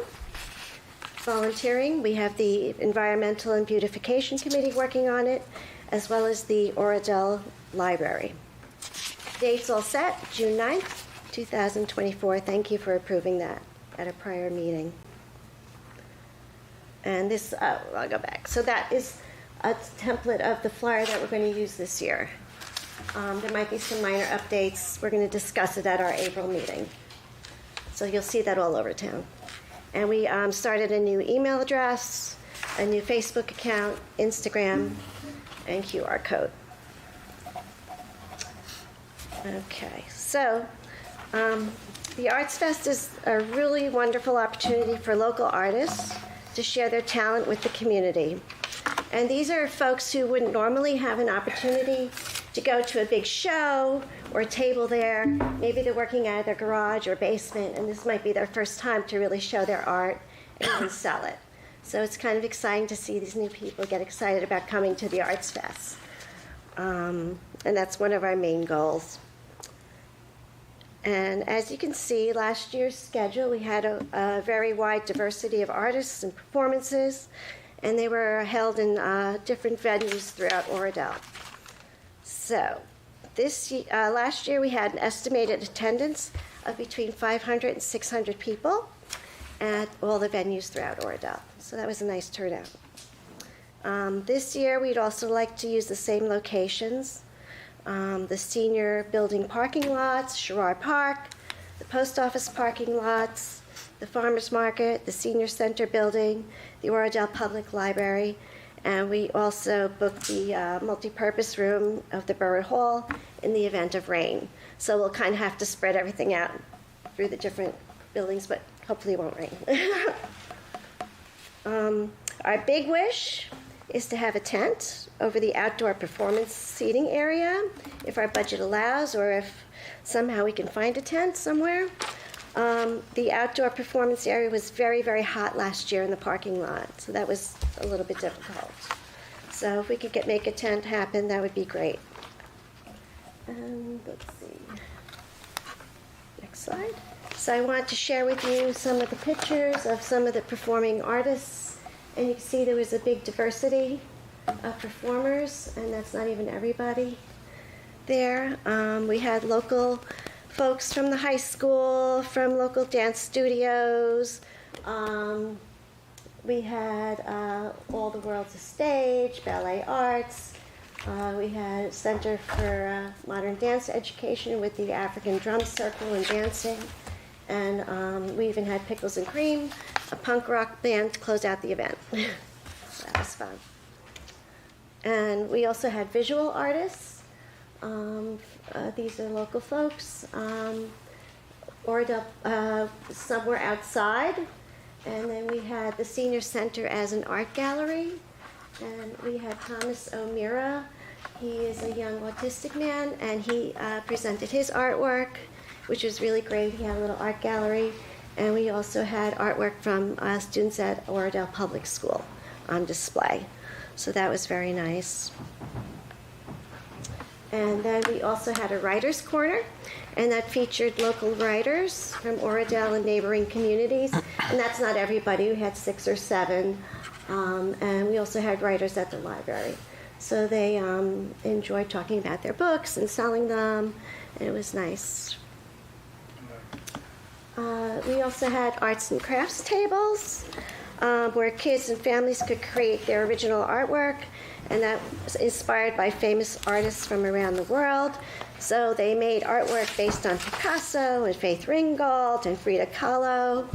And we had a table with create your own recycled art masterpiece. That was very popular. And we had the German language school of Westwood come, and they did little gingerbread hearts for the kids, promoting their school. And we had student volunteers from Riverdale High School manning the tables and helping out. We also had high school students being welcome, at the welcome table. We had high school students at the art gallery. We had high school students helping get the performers ready and get them on stage and helping out in every way. So that was really wonderful, and we're hoping they'll be back this year as well. And I didn't have a slide for the farmers market and the food vendors, sorry. But we had, the farmers market was open that day. It was a Sunday. We had Calabria Pizza, we had Aroma de Cafe, we had Steph's Macarons. We had so many visitors that they kept running out of food. So they had to keep going back to the restaurant and get more empanadas and more pizza and everything. So I'm hoping that this year more businesses will participate in the Arts Fest. We're expecting hopefully even bigger crowds. So next slide. The Oradell Public Library served as our venue for the literary arts and poetry. They had book talks. There was a little art gallery with works from Riverdale High School students there. And to close out the library venue, the Monroe Quinn Quartet performed. And that was really fun. And then they had a little reception afterwards. Okay, we're on the slide. Oops, that was the library. And we're on to this one.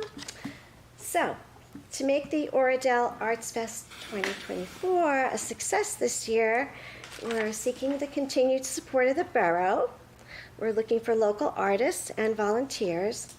And as for the borough, we're asking the borough to provide a police officer to help manage traffic again, parking, to manage, visitor safety. Parking was a big issue. We had so many people come, but there was not enough parking.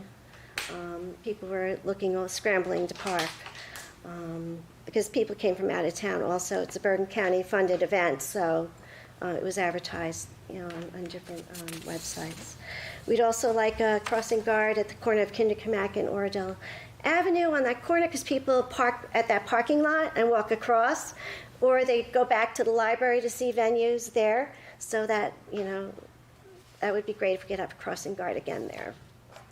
We're also asking the Borough of Oradell to close Veldren Avenue at Kinderkamak Road, and both Oradell Avenue entrances at Veldron Avenue during the festival hours. like an hour before and an hour afterwards from 10 to 4. This will allow for a safe area for visitors, performers, and for the vendors. And that worked out well last year. We would like to have parking signage and cones, of course, to block off the streets. More signage where people can park. The DPW was amazing last year. They set up the showmobile, trash cans, they helped set up tables and chairs and helped clean up. They were just phenomenal. And they enjoyed the performances too. So that was really huge if they can be a part of it again. We already reserved the showmobile, so that's set up.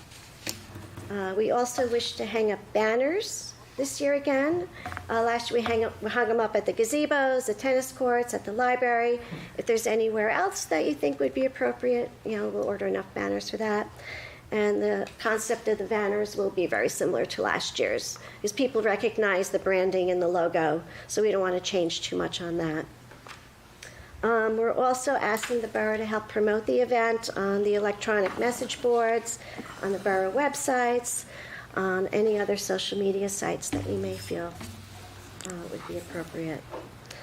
We're also going to secure, again, the one-day event insurance. We'll work with the borough on that, so everything will be covered for the one-day event.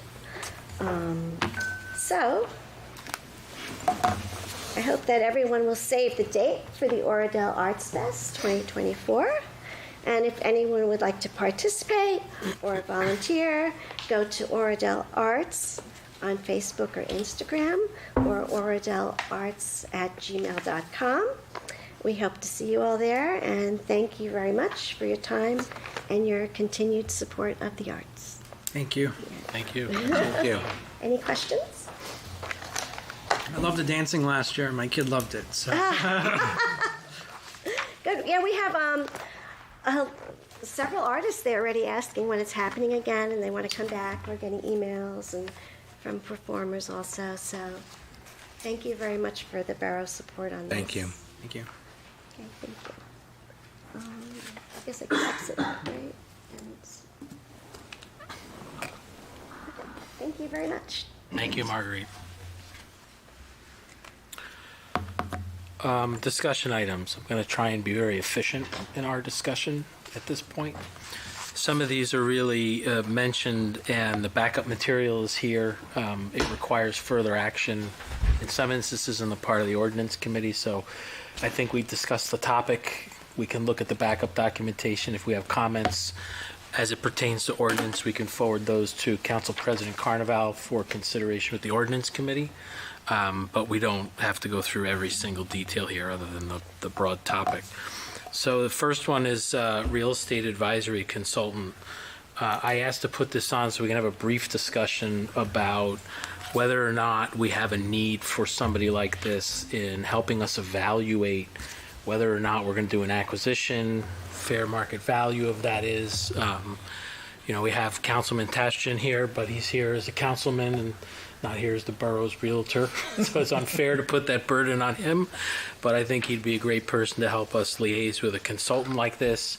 Depending upon other future ventures that we do, whether we acquire a piece of open space or something to that effect, we may need some services from a group like this, and we could put out an RFQ with a defined scope that I'm sure Councilman Tashjian could help us develop and get qualifications back for us to review and see if we want to appoint somebody when there's a need that we can go to help us in this.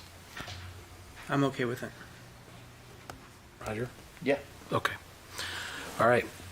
Check. Second thing is, I got earlier today, Bill, the whole council did not get that. No. Draft.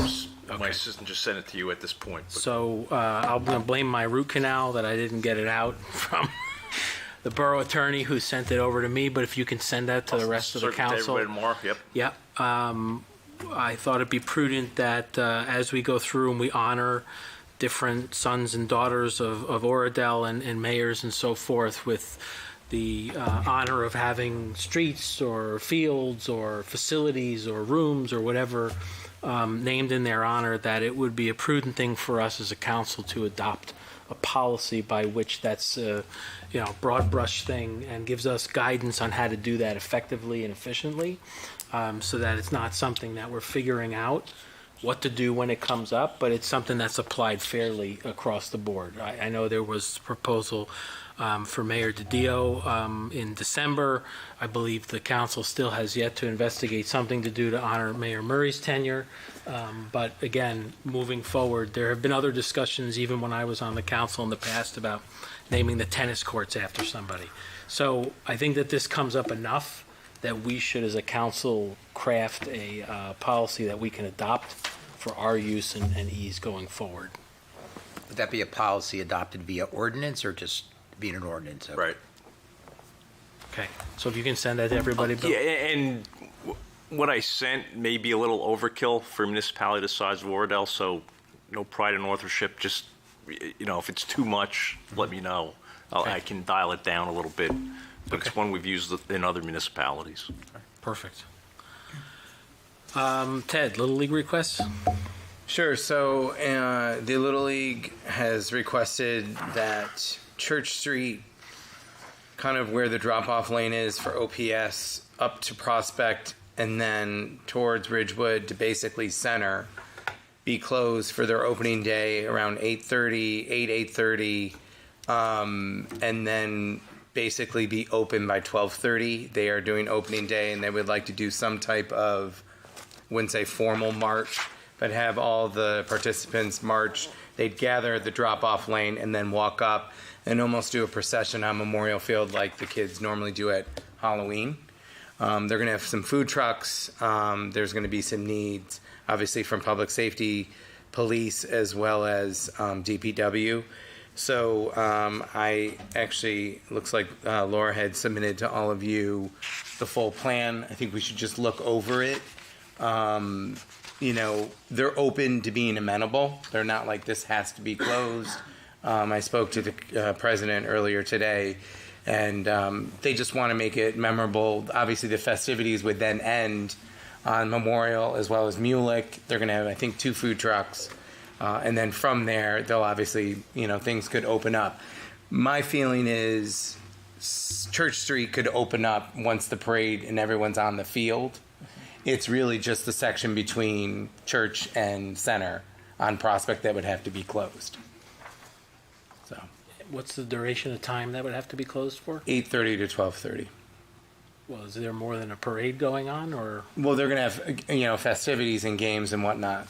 on the street? No, on the fields. But what I'm saying is they would line up on Church. Right. And then they would proceed, and then they'd stay on the fields. There would be 2 or 3 food trucks parked on Prospect thereafter. So you could open up Church. Traffic could go that way. Prospect would still be closed from Church to Center. So if they're on the field and the food trucks are on Prospect, I would assume facing the field, why would we need to leave Prospect closed? We don't. I mean, that's one option that we could open it once ever the fields are fully populated with the games and the celebration. Thoughts? Yeah, I would reopen Prospect because everything's going to be on the field. So. Right. So I think they would probably need the first hour to probably do the procession, line up at the drop-off lane, and then do the procession and then get everyone on the field. Okay. The police have had input in this? I believe Roger was contacted. Not me. Pressburg. Okay. But nothing's been finalized. I think they just wanted to get it in front of us. Well, I think we have to give them some direction Guidance. tonight, because otherwise it's 3 days after our next meeting. That would be Correct. too late. So you're proposing we open Prospect, let's say 9:30, 10 o'clock? Once all the kids are on the field. Correct. And it's safe to open it. Right. So to Steve's point, I don't know that I'd put a time on it, but I think that if you close Church for them to be able to muster, if you would, Prospect's closed, they march down Prospect, get on the field. At that point, once the parade is clear of Prospect, those streets could be reopened. We just prohibit parking on the field side in order for wherever the food trucks need to go. Correct. So I would just say that if we're okay with it, it's subject to the approval of the police department. Say they can use their discretion while they're there. Sure. Because I'm assuming police will be there. So at their discretion, they'll say, okay, it's clear. Yeah. Give me that. Everybody all right with that? Yep. Okay. Next one, ADA compliance with work in advance of PSE&G's anticipated road paving. So we had Mr. Starr here at our prior meeting to talk about accessibility, sidewalks, ADA ramps, so on and so forth. When we are expending grant funding and/or paving roads that are on our capital program, we're required to upgrade our crossings to be ADA compliant. Correct. So I think it was discussed in the past, because PSE&G may be doing some paving, should we be making these conforming to ADA code in advance of that activity? So that was discussed amongst the police, myself, the borough engineer. Who else was in that meeting? Public Works as well as your administrator. Right. So I wanted to bring it up at the council level, because there are a few things that are intertwined here. The first of them being this, and this may be something we have capital available for, maybe something we need to budget for and perhaps refund something, because the timing may not work for budgeting. But when PS commits to the roads they're going to repave, I think north of Soldier Hill Road, correct? So the first paving section they're going to do is north of Soldier Hill Road, yes. Okay.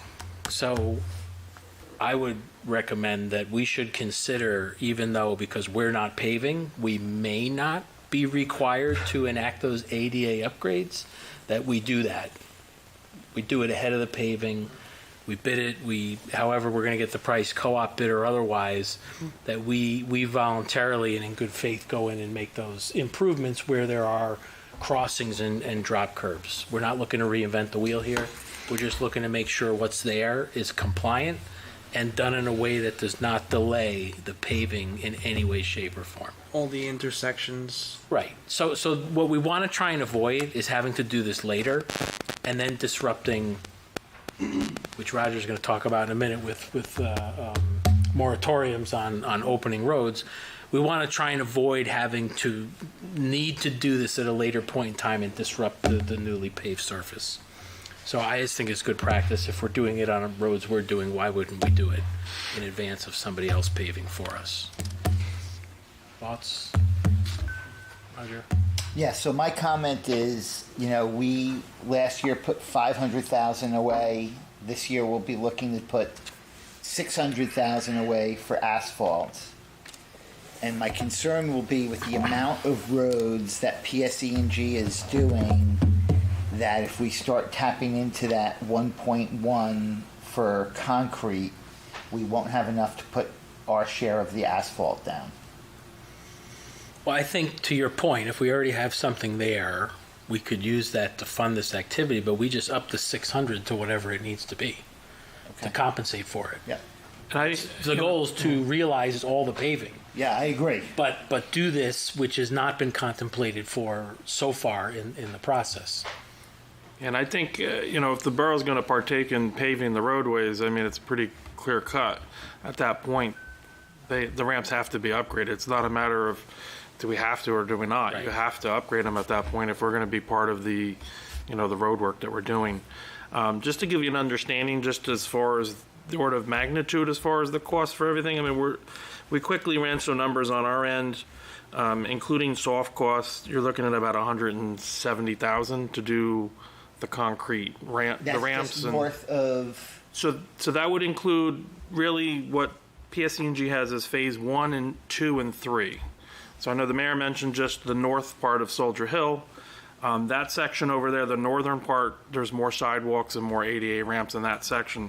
So that's a little bit heftier of a cost over there. It's about $100,000, where the remaining $70,000 would be the area between Oradell and Soldier Hill. There you don't have as many sidewalks and ramps. Yeah, there's not that many sidewalks, and some of them have actually already been done anyway.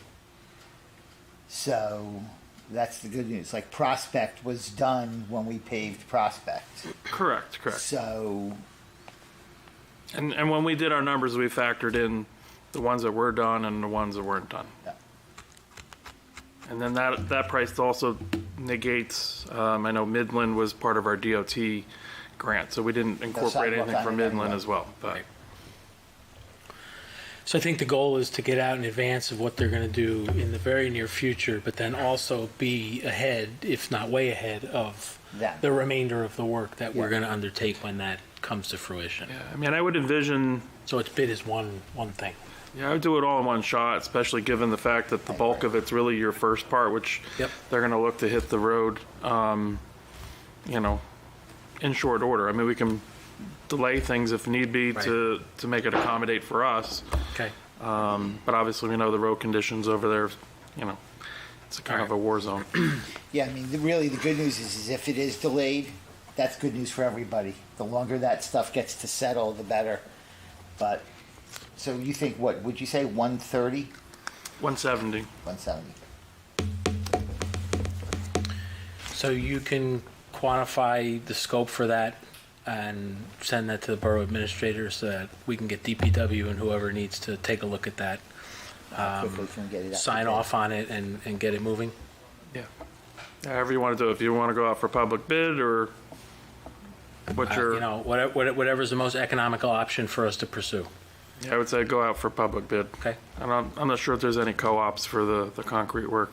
Okay. At least up in Bergen, so... This kind of leads into the next one, sidewalk pavement repair. We may want to have, as part of that, a unit price for sidewalk replacement, so that if we do have residents that want to undertake repair, that we are bidding this concrete contract, and they could sign up directly with however this works, we'll have to figure it out. But they would have the opportunity, hopefully, at a discounted rate because of the buying power we're putting out to get their sidewalks done at a cheaper cost than if they were just going to go do it themselves, if they so choose to participate. Right. I know in past road programs, I think that's been offered up to the residents. Right. If they wanted to, they can work with the contractor. Do we have a quantification of other borough properties with sidewalks in terms of the condition they're in and whether or not they require repair? No. Can we take a look at that? Sure. Yeah, all borough-owned properties. Because if we're going to start to move on the type of presentation Mr. Starr made, I think we got to start with our own stuff before we expect other people to be able to do what we're not willing to do ourselves. The biggest nut was Prospect, and that was addressed last year. And you got the grant in for the next biggest leg on Oradell. So if we can take a look at what's there, I think that'd be helpful in evaluating that. Sure. Okay. Amendment to borough. So in the borough code, not only are you responsible to maintain your own sidewalks, it says you as a homeowner are responsible to maintain the curb in front of your home. Correct. I would ask us to consider changing that because I don't know how much crazier that can sound than if we're paving the street and say we pave a street and the homeowner wants or needs to fix a curb for whatever, they basically have to go get a road opening permit because they're going to disturb the pavement in order to replace the curb. And if they're on a newly paved road, they're going to have to wait 5, maybe up to 7 years to be able to do that. And I think the curb is an integral part of the roadway and the drainage system for stormwater that we used to do it. I don't know at what point it got codified to put that on the homeowner. But I noticed when we did Prospect, there were a bunch of curbs we just patched. We didn't repair, and they probably could have been or should have been repaired or replaced. So I just wanted to put this out there for the council to consider. This should be part of our road program. And the curb really does hold the street together. Right. Right. So we see on Summit what happens is that when you get cars going to the edge and parking off, you know, you start to get the flaking off of the asphalt and the alligator cracking, and the edges wear prematurely. Yeah, it was done before, at least more than 9 years ago, I can tell you that. Okay. Well, would anybody have opposition to asking the ordinance committee to draft something up that puts this within the borough's responsibility? Curbing only.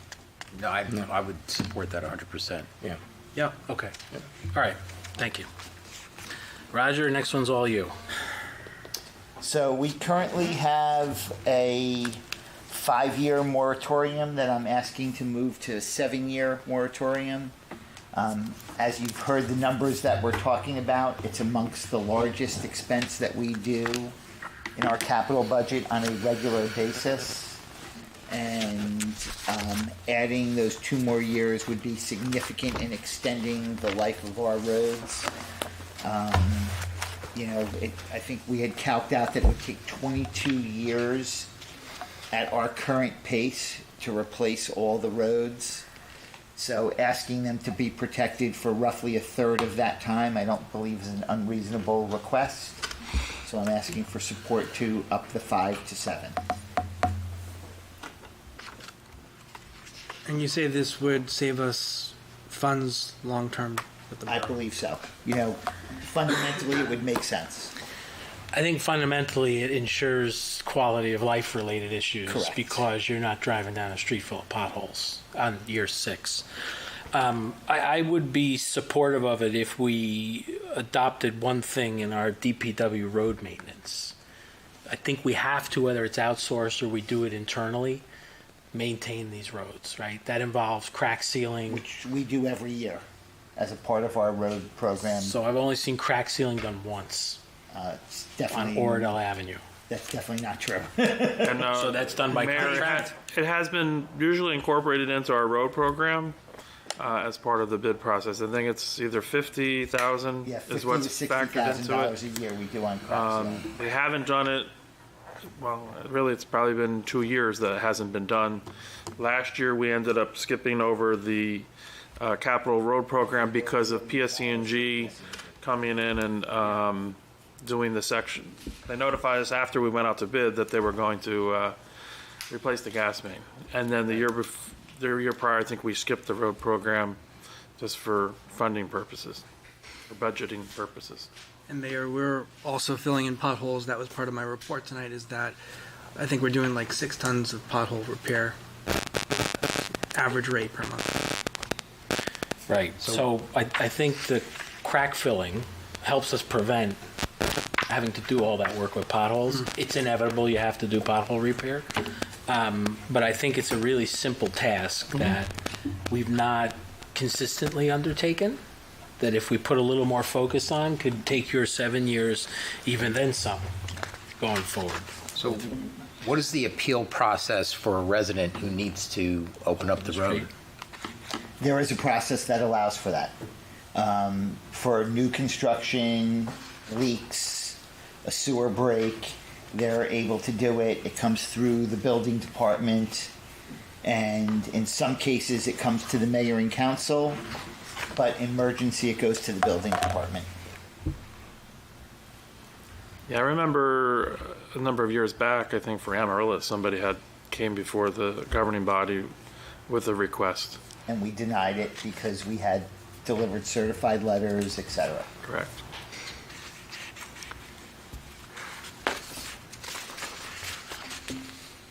I just don't want a resident to have, you know, if they're planning to do something to their home that requires the road to be opened up, you can't wait 7 years. What I will say is one of the main reasons why roads were opened up was to extend to a wider gas line.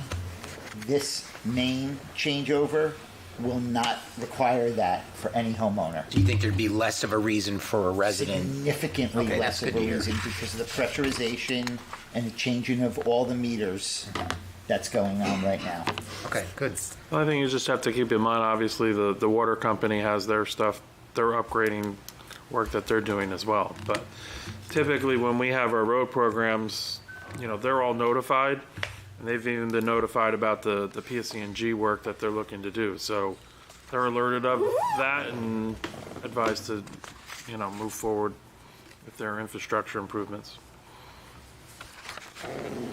So what I would ask is perhaps we ponder on this, take this under advisement, and come back to this in 2 weeks, right? So everybody could do a little due diligence Yeah, I'd on like to their see if we personal could put it thoughts. on the agenda as first reading for 2 weeks.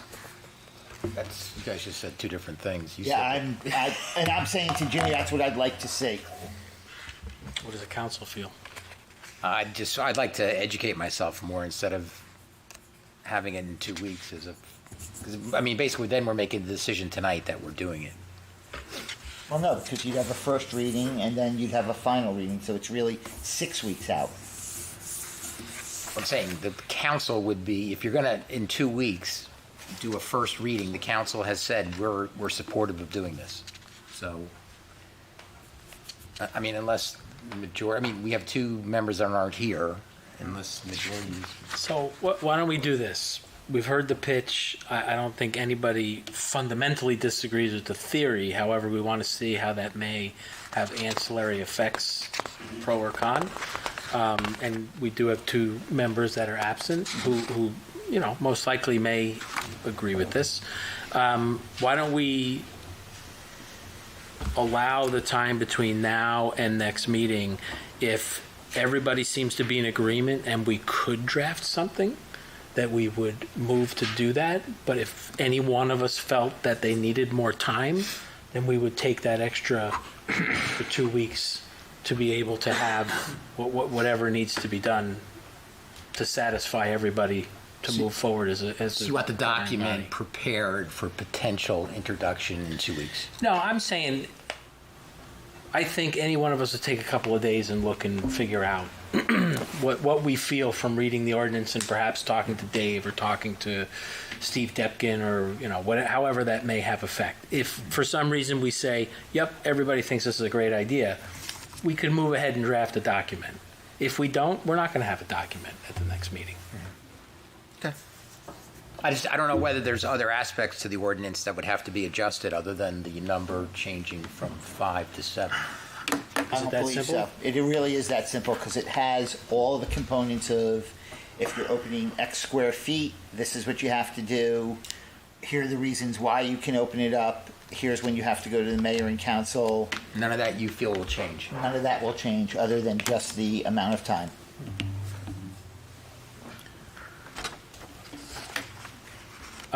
Dave, why don't you give us your written opinion on it? We'll ask Steve for what his thoughts are, and we can go from there. And if we can get something done for the next meeting, we'll do that. And we'll make sure that our colleagues that aren't here have the information they need to consider it as well. All right. And can we circulate a copy of the ordinance? Sure. Thank you. I believe it may be in your packet. The existing Yeah, the existing ordinance was in the packet. Okay. So Sorry. thank you for pulling that you, Laura. because I actually reviewed it and it does have all the things that you're asking for. Okay. DEP required ordinance on privately owned salt sheds. John, is this you? I think this came out of DPW committee. I think this was required, right? Wasn't this required, Ed? DEP's requiring an ordinance Yes, covering salt in fact, sheds? the DPW superintendent brought it to our attention at our last DPW meeting. Right. And that's why it's on the agenda. So we have a draft? I think it's a model ordinance. It's a model ordinance. Yeah, the state has a template for all the municipalities to use. Obviously, you're welcome to modify it. I mean, more or less, what the state is looking to do is just regulate privately owned salt storage structures. Okay. Similar to how your public works facility is regulated. So we can refer that to ordinance and the borough attorney for review? Okay. Discussion of resolutions, very simply put. So right now we vote by a consent agenda unless anybody wants to pull an item to be voted separately. There are things we put on the consent agenda that have specific meaning to certain council people who I would classify, sponsor those items to be put on the agenda. One of the things we could do as a council, it wouldn't be under discussion items, it would be its own item of business, we could review those resolutions in advance of voting on the consent agenda to see, so if Ted put something on for the Little League Parade and he wanted to be the sponsor or the first of that, that agenda item because he's the rec liaison, he could do that. If Roger said, hey, I was a Little League guy growing up, I want to second that, it would allow us to put your name or your sponsor behind those specific resolutions. It's really trivial in a way, right? It's connecting the folks on the council who are dealing with the different things about being supportive to things that are important to you.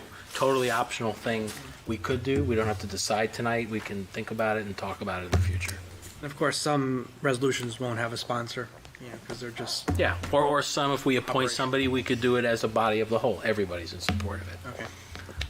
It's just something to think about for future discussion. So, last item for discussion is in our ordinance, Chapter 151 of the Oradell Borough Code, entitled Fishing.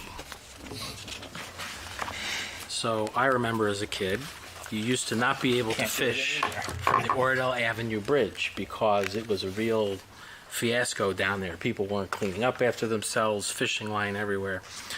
However, it seems somehow we codified something that we have no jurisdiction over.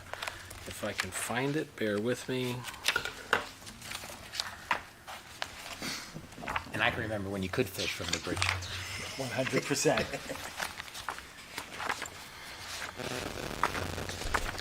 If you couldn't, Steve, we still did. So I'm going to paraphrase. Back then. Chapter 151 prohibits fishing in two very specific areas of town. On the east and west sides of the Oradell Avenue Bridge and the east and west sides of the Elm Street Bridge. That is, in total, the entire chapter of the ordinance. I would ask the council consider striking this chapter and removing it from the code, as these are county-owned parkland properties, which we have no jurisdiction to regulate. The county does allow fishing on these properties. I think there's somebody in the audience that will want to speak under public comment about how they feel about fishing, but we did have something where the police were summoned to ask a few youth to not fish in an area that they really were entitled to, and it was nobody's fault. The officer was enforcing the ordinance. The kids were fishing because there were no signs that said no fishing. It's actually a very funny story. I invited a young man here to tell you his story firsthand, but my recommendation would be we strike this chapter from the ordinance. Question, is there any place in the borough that, we could fish in? I mean, is there any... Well, you can fish everywhere because the whole Van Buskirk corridor is county parkland. Okay. Right? Other than that, I don't know where else you'd fish. The reservoir has the recreational fishing program, which you can sign up on Suez's website, and they give you a key and access. Sorry, Veolia. They give you a key and you get access to the reservoir. But I actually think it's a great activity for kids. Right? And I believe the county has intention on taking the low fences down from the east and west sides of the Oradell Avenue Bridge to allow fishing. I don't think we want fishing on the bridge. That poses its own problems. But I don't see any issue with them complying with county rules and regulations on county parkland. Maybe we want to say you got to carry out what you carry it, whatever. I mean, we can't regulate on their property what they do, but... Right. What about overseeing, from a safety standpoint? That would be our police department if all of a sudden people were starting to fish from there? I think it would be both. So Van Buskirk Island, they're already fishing from there. There aren't fences that prohibit people from accessing the river. The county has proactively installed a number of life safety devices along the entire corridor for the kayaking component, which are signed and coordinated with the police and fire departments for their response. So I would hope it can be done responsibly, but the county or our folks, whoever got there first, really would be the responders. Yes. Okay. My biggest concern would be litter. And it's contributing to the litter in the river. But I'm all for recreational fishing there. Okay. All right.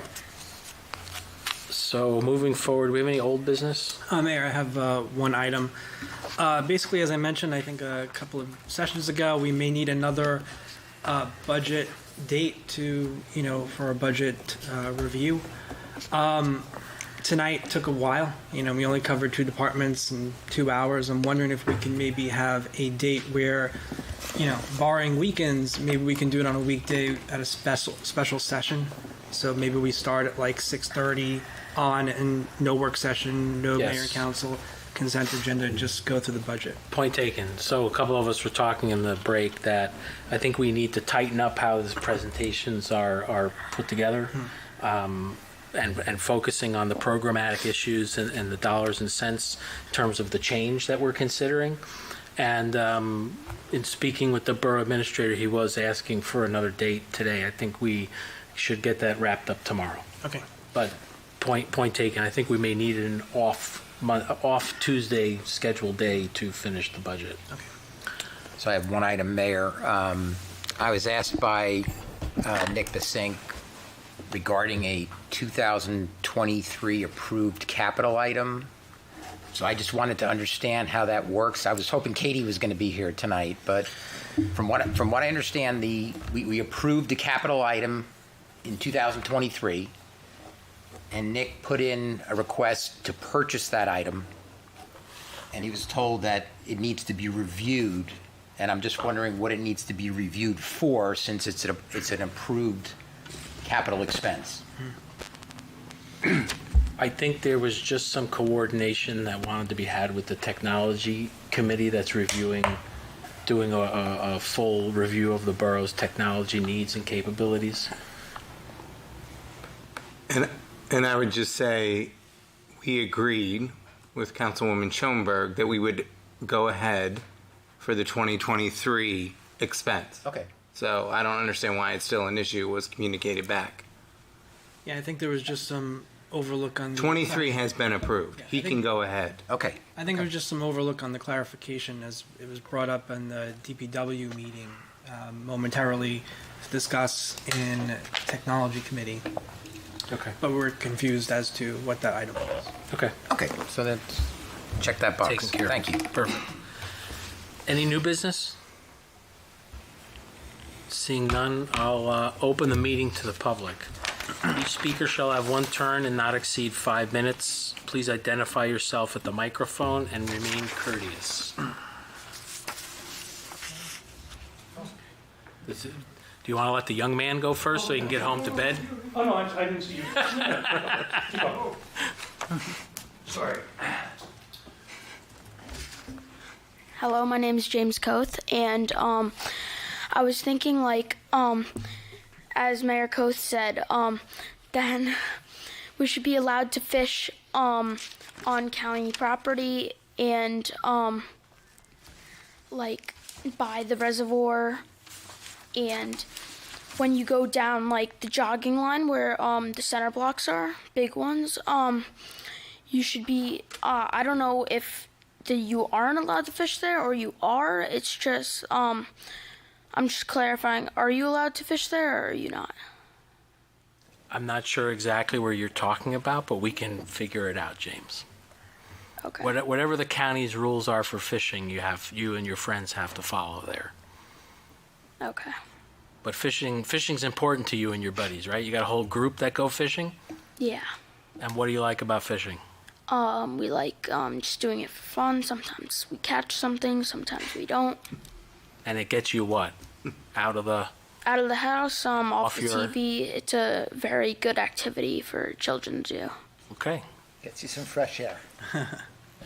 Very, very impressive public speaking for your first time. Congratulations. Thank you. John? Thanks.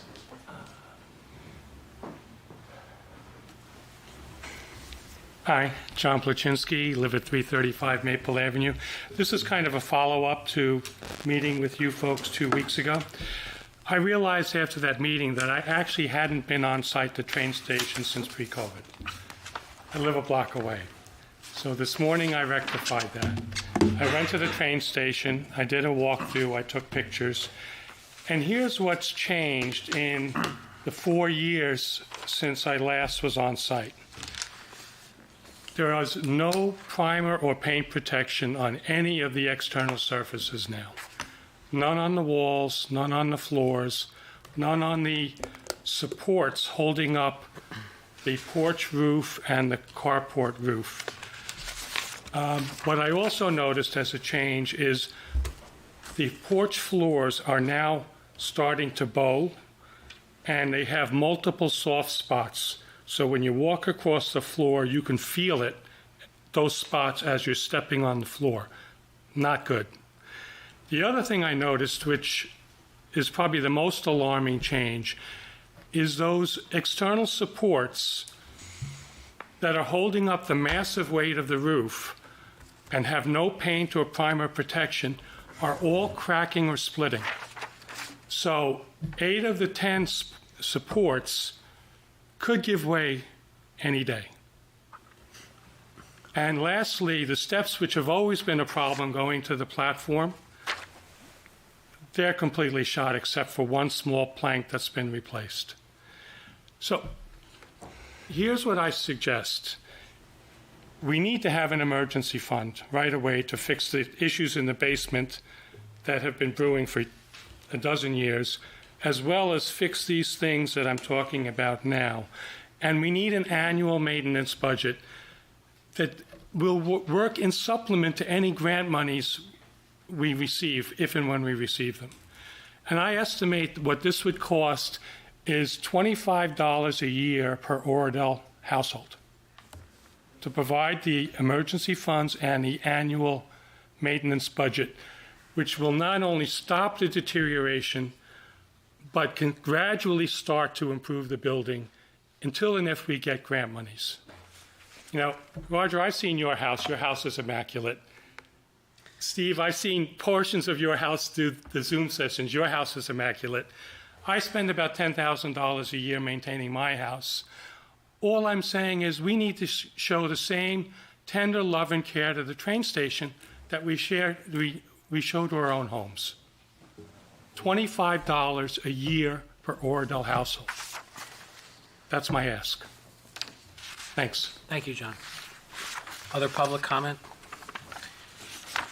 Before Paul goes, I'm going to excuse myself from the meeting for about 4 minutes. Council President Carnaval is going to preside until I return.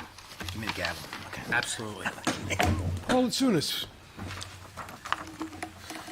The legislature passed S-50 that abolished the Council on Affordable Housing. The COA has been abolished.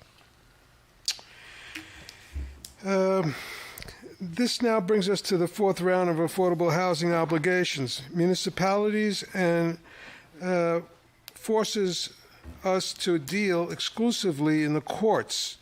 The courts will decide the calculations of the needs to statewide and regional needs, and how the municipalities will reach the realistic opportunities, which we are looking at, realistic opportunities. For fair share housing. The courts, this is something that I discovered, the courts encourage builders remedy. And they encourage developers to litigate against municipalities to defend the rights, quote, the rights of low and moderate income households, unquote. This is false. It allows the developer to have the upper hand for their projects to build high-density multifamilies, and only at 15 to 20%. Why not 50% affordable housing? Why not? Why can't we do that? Can we pass a resolution that Oradell requires anybody building units over a certain amount have to be 50% affordable housing? And that will lower the amount of units being built in our town. Now, I don't know if we could do that. This forces and inflates, what they're doing is forces and inflates regular housing units to pay more for living in those units. Now, the obligations to low and, I'm sorry. Well, I just wanted to say that this is extensive and is unconstitutional. It's excessive and unconstitutional. That excessive burden on regional rentals and housing because of the fact that the taxpayer has to pay all these increases for the infrastructures. And that's another point that I wanted to bring out. So let's see, can we do 50% affordable? Let's take the higher road and tell the developers, can you take the higher road? Developer, make it 50%. Now, I'm going to say something that's pretty controversial here. Are we a sanctuary town, or are we an unsanctuary town? What are we?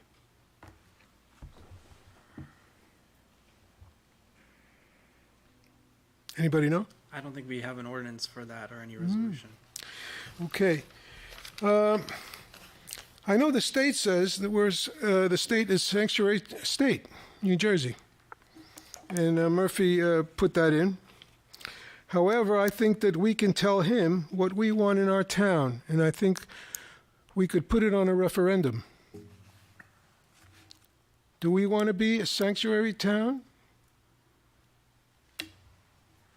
I would like to hear some comments if you have any. Paul, this is public comment, so you have 5 minutes. It's not. Well, it's a question. This is a question. This is public comment, not public question. It's a question. It's a question, and I'd like it answered. Yeah, it's not You don't debate, need to it's answer. Yeah. anything. Oh, we're not going to debate it, but okay. The other thing I have here is on the playgrounds. In the magazine that comes out for New Jersey municipalities, it calls for playgrounds to have 12 inches of wood chips. We barely have 5. And the reason it calls for 12 is because it compresses down to 9 over time. An additional thing that we could do where we have these places by the swings, we could place mats, wear mats, and that decreases the amount of compression, and it saves our areas. And I'm going to finish up. Now, on the swings and slides is one place where we could put those things. They're susceptible to displacement. There are special attention to maintenance must be paid to reduce displacement, and good drainage. Standing water reduces effectiveness and leads to compaction and decomposition. And we have a lot of standing water at the inclusive playground, and we need to put more mulch there. Now, all of our facilities have to have more mulch. It's not enough, and we've been skimping on it, even from the time we built it. So from what I understand here, from what the magazine on municipalities called out. And, Paul, I would just like to address that quickly. The DPW superintendent is working on getting mulch for the season, and we are looking to contract it out so that we can use a contractor to place that mulch in all the playgrounds within the borough. Yeah, well, I hope that the contractor is aware of what the municipality is calling out. Okay, so it's 12 inches to compress to 9 inches. And that's important, okay? Thank you. Thank you so much. Thank you. Thank you. Anyone else for public comment?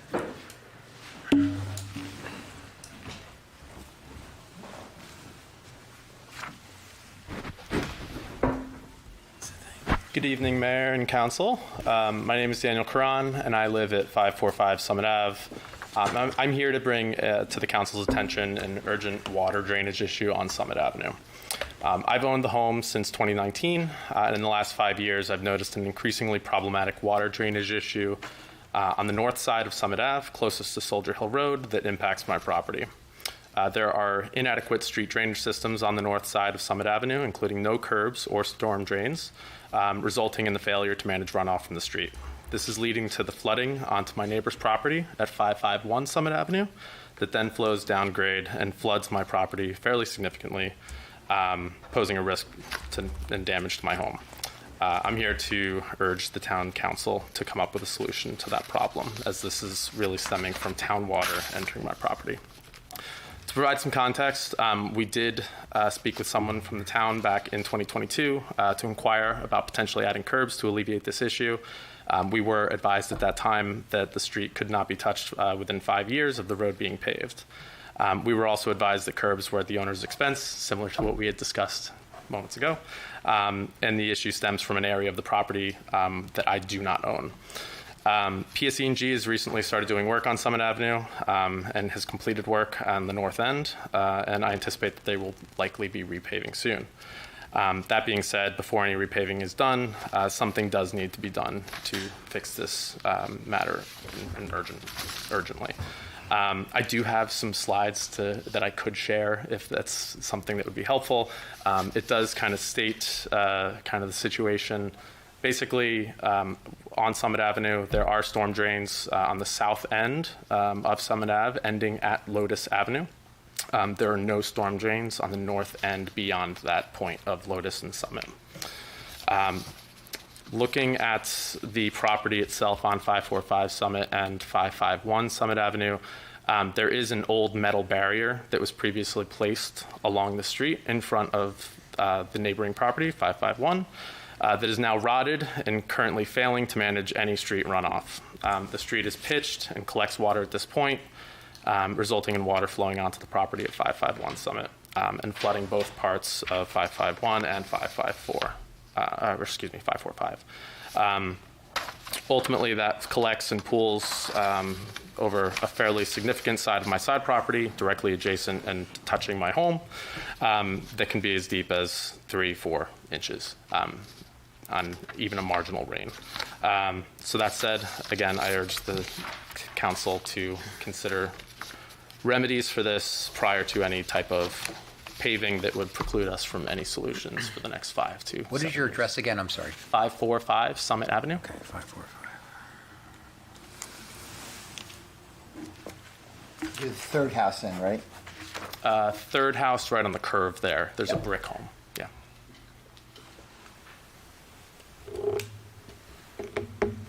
We'll take a look. Thank you. Thank you.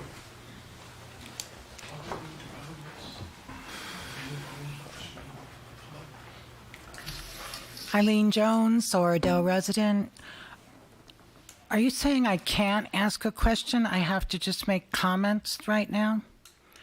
That's what public comment generally is, because each person gets 5 Can I minutes. ask a, excuse me? No, I'm just letting you know if the, Yeah. if the Could I, chair wants to change. well, I'll ask my question, and if it can't be answered, then it can't be answered, and then please let me know how I can get an answer.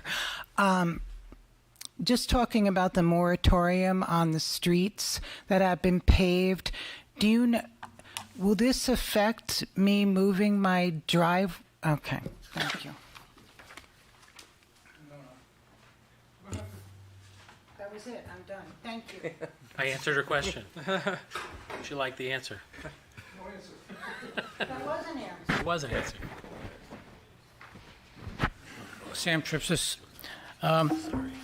Mayor, when you were talking about fishing around, I've talked to the old timers, long-term residents, and they said that they would go down by the spillway off of Grove Street, and they said that because it's brackish water, you get striped bass coming up there. Would that be included in all that? Yes, it's part of the county That's park great. property. Because when you're back there, it feels like you're in upstate New York. It's a nice feeling. Agreed. So that's good to hear. When the superintendent from the DPW was doing the budget, couldn't we include in the buildings and grounds for the train station of some funds in that just to do maintenance? So we're trying to take a different approach to budget hearings in having the departments present to us in a programmatic way. This is the first, they've had a first go around with the administrator and the CFO. This is the second go around presenting to the council. I think I just see Councilman Carnival shaking his head over here that those are the kinds of things we're hoping to provide feedback to them on after having heard their proposals tonight. Okay. All right. Thank you. Thank you, Sam. Anyone else for public comment? Seeing none, I'll entertain a motion to close public comment. Second. All in favor? Aye. Any opposed? Okay, motion carries. Laura, could you read the correspondence into the record, please? Yes, we have a few items. We had a letter from SRG regarding 444 Kinderknack Road. And that report, there's a notice of ordinance from the Borough of River Edge regarding a cannabis overlay zone. There's the monthly Oradell Police Department report for February 2024, and there was a thank you card from the Mio family. Okay, thank you. So on to the consent agenda. Do you want to read in the additional resolution? Yes, there is going to be a consideration and a motion to add Resolution 24-120, which is to approve a conditional offer of employment to Luke Fisher for the Oradell Police Department, subject to the document approval by the borough attorney. Okay. And that's 24-120? Correct. Thank you. Okay, any member of the council wish to have a resolution pulled for discussion? Not, I'll entertain a motion to approve the consent agenda. So moved. So moved. Second? Second. All in favor? Aye. Any opposed? Because it was just before. I think they should have made a comment at that time. Didn't really, they think they're commenting on the work session. Paul, would you like to make a comment? So the public comment was listed as for the entire meeting. We moved it up to the front to be able to afford you guys the opportunity to make your comments without having to sit here for hours upon hours. So I'll open it to the public one more time. Going forward, though, you got to note the format. when public comment I think that we should always have public comment on the agendas only, because there's so much stuff here. I could never say all the stuff that I want to say together with what I said before. I barely finished what I wanted to say before, and the beep goes off, beep, beep, and so, I mean, I had some questions, Shoot. And now I don't know if I can ask questions now. That's the other thing. You can raise them. Yeah. Okay. All right. On resolution, there's a few of them here that I have listed here. 24-109 and 24-110. And is that going to, are those amounts, does that include the playgrounds and the water fountains and any mulch that has to be done? Is that the amount of money that's designated for it in the budget? These resolutions allow us to operate, pay the utility bills right now, salaries, until the budget is adopted. Just a temporary budget. There's no programmatic specifics to it. It's the day-to-day operations of the borough between January 1 and today and or the day we adopt the budget. Yeah, well, the reason that I'm saying this is because I asked before about the water fountains. I want to know that it's in the budget for this year. We can make sure that we just had the presentation tonight. Is it in the budget? I spoke to the supervisor, and I'm going to have him look into it and do the research to see if we can move it into this year's budget. If not, it could be in next year's, but we need to do the research and know the estimates on. Yeah, but this is what happened last year, also. So I think last year. I think we can get it taken care of. It may be in one of his blanket repair line items that he had. So that's the purpose of them presenting their spending plan to us. That's the reason why I brought this up, because I'm very concerned about that for the kids. For the kids, not for me, Okay.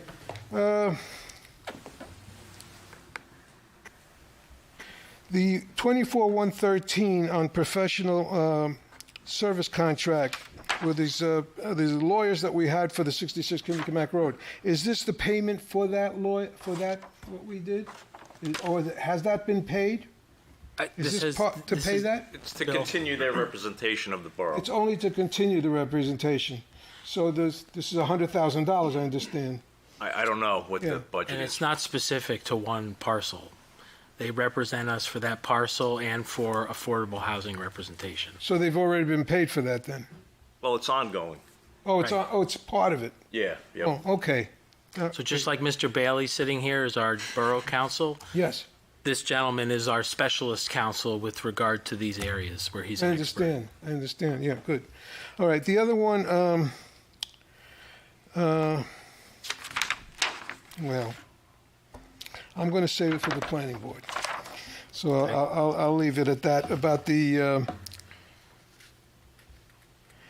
master plan, that you're asking them what we should do on the master plan, and then they're going to tell you what we should do, and if you like it or not, right? Okay.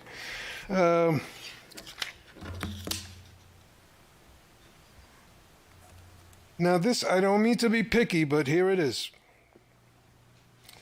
On the 24,119, what are the qualifications for this person that we're hiring as a part-time? Does she have all the qualifications? So, Paul, she is a high school teacher at Riverdale High School. Yeah. She's been a teacher for a very long time. She is certified.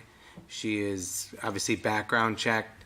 She has actually been the camp director, I believe, for the last year, if not 2 years. She has an amazing system already and wants to do so many more things for the program. Well, the only reason I saw the amount, $33 per hour, and I see that we're paying other people much less, and I'm just wondering why her qualifications are so high. It's a seasonal job, and when we did a comparative in terms of other seasonal directors for recreation camps, she actually felt the parity was right in the middle. Okay. All right, thank you. And you know what, Paul? What you pay for is what you get, and she wants to do a lot of great things for the program. Yeah, okay, thanks. It's important. And Mayor, I still feel that we should have two separate, we should continue the way that we always were doing it. We had resolutions, separate resolutions and separate comments, and things that we want to accomplish. There's things that are, people want to talk about. Now, there are not many people talk on a lot of subjects as I do, okay? So, I mean, unless you want to stop me from talking, then, that's it. I think we're pretty generous with the time we afford you, Paul. I think you are. I think you are tonight, yes. And I would say that even opening it up a second time to allow you to comment on that shows that good faith. So I'm not a big the way we've always done it kind of guy. I'm a way that makes sense to do it kind of guy. So I will take your suggestion under advisement and consider that. But we changed the format of these meetings to allow us to be more effective and efficient in conducting borough business. Well, the thing is that the efficiency from the public is being curtailed to hear the public on this. That's why I think we should continue it. And I hope you consider it. So that's why I'll take it under advisement. Thank you. And when you do something new, sometimes the first go around isn't always the best way to do it. So I understand that. I will consider your point. We have to try things. Thank you for offering it. Well. Motion to close. Second. Second. All in favor? Aye. Okay, thank you.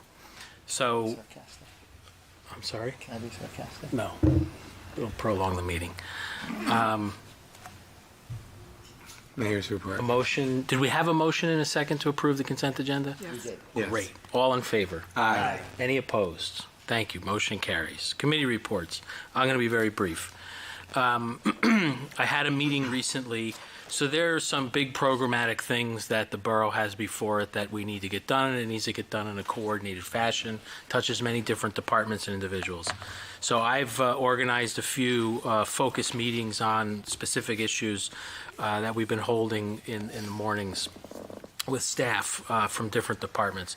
One is construction coordination around PSE&G's activities, our road paving program, other infrastructure improvements we will have going on this year that will cause some limited disruption to folks' lives, whether it's their street or their neighborhood or there's going to be a detour.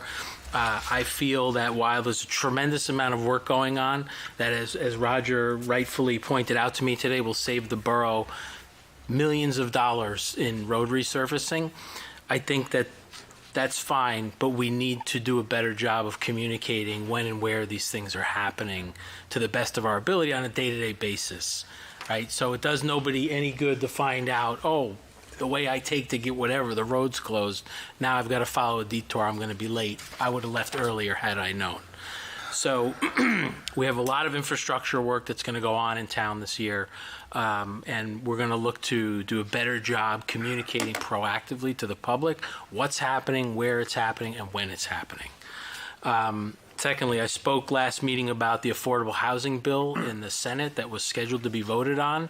It was voted and it was signed into law by the governor. Terrible, terrible approach to solve this problem. Valid problem, absolutely needs to be addressed. The impact that Oradell and every other municipality in this state is going to feel is going to be extremely painful. So brace and buckle up for discussions to be had ahead. The administrator and or John will talk about our bond sale, yes, at this meeting? Okay.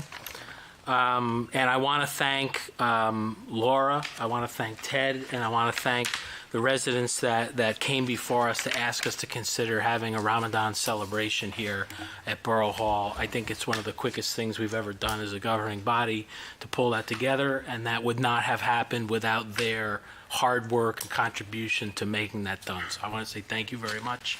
On 3 days' notice, we had almost 50 to 70 people on the front lawn of Borough Hall. And I want to thank Council President Carnival for filling in. And even though I did show up before they started, he, like a champ, continued on with his welcome and his speech. And people were just really thrilled. It was nicely done. So thank you to everybody involved. And for tonight, that's my report. Administration and Ordinance, Council President Carnival. Mayor, nothing to report for the Administration Committee. For ordinance, we have one ordinance ready for first reading. Hold on, I gotta find my script.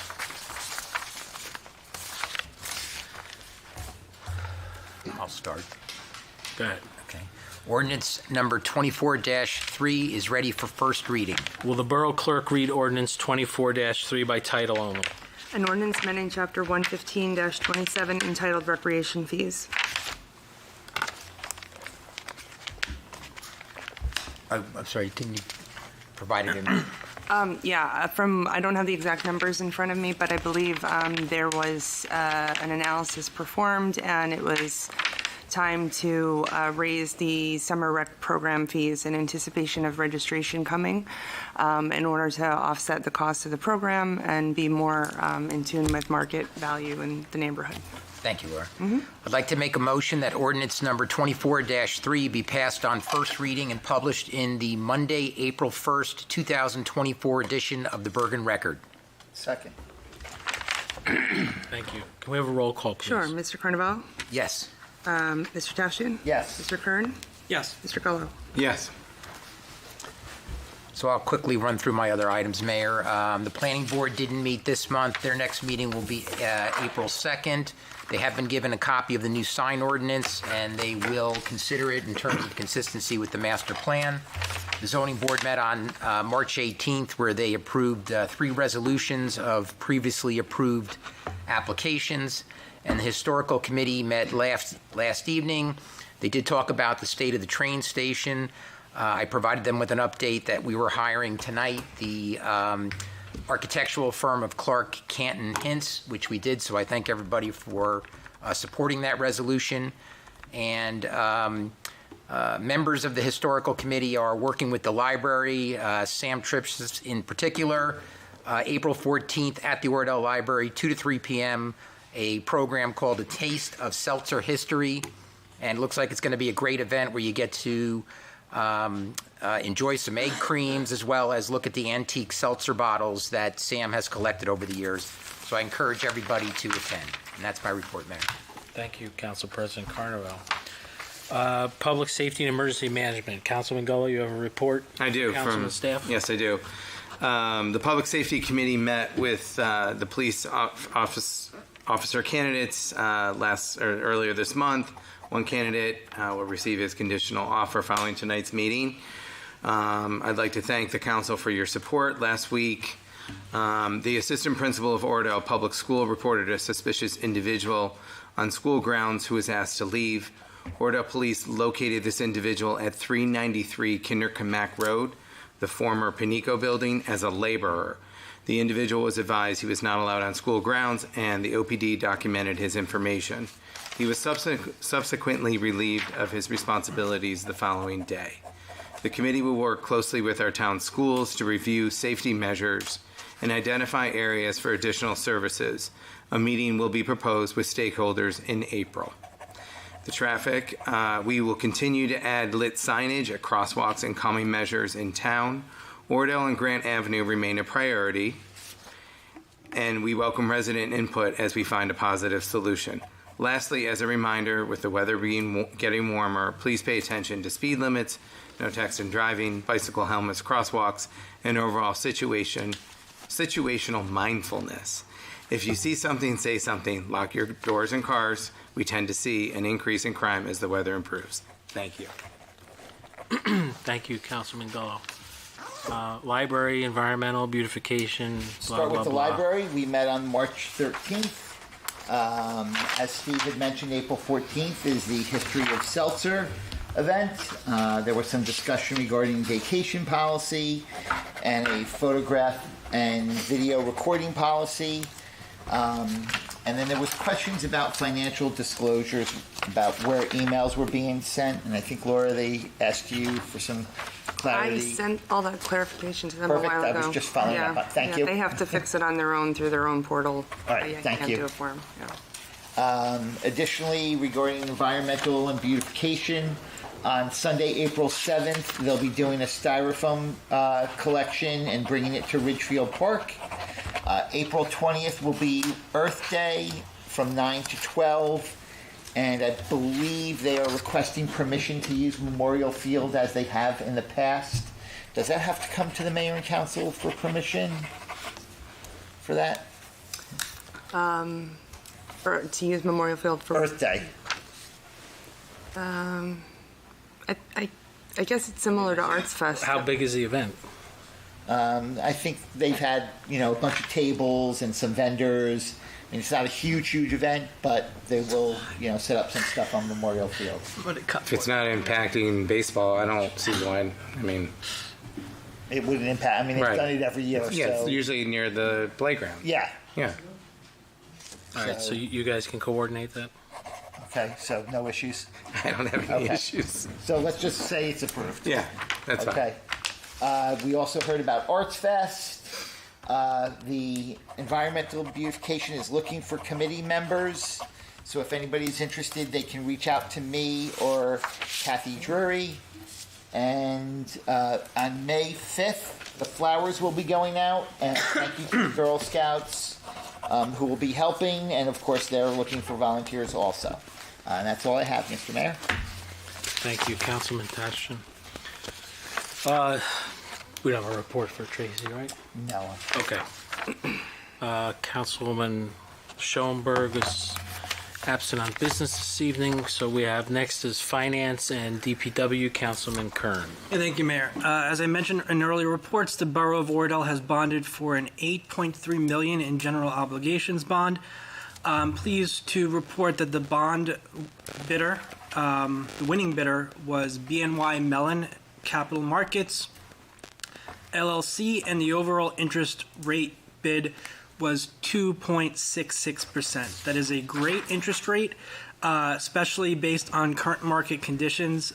This bond will certainly benefit our borough financially, and the borough has already issued a press release as to this bond. Like the mayor said, I'm glad we did this, and I think this will benefit the borough financially.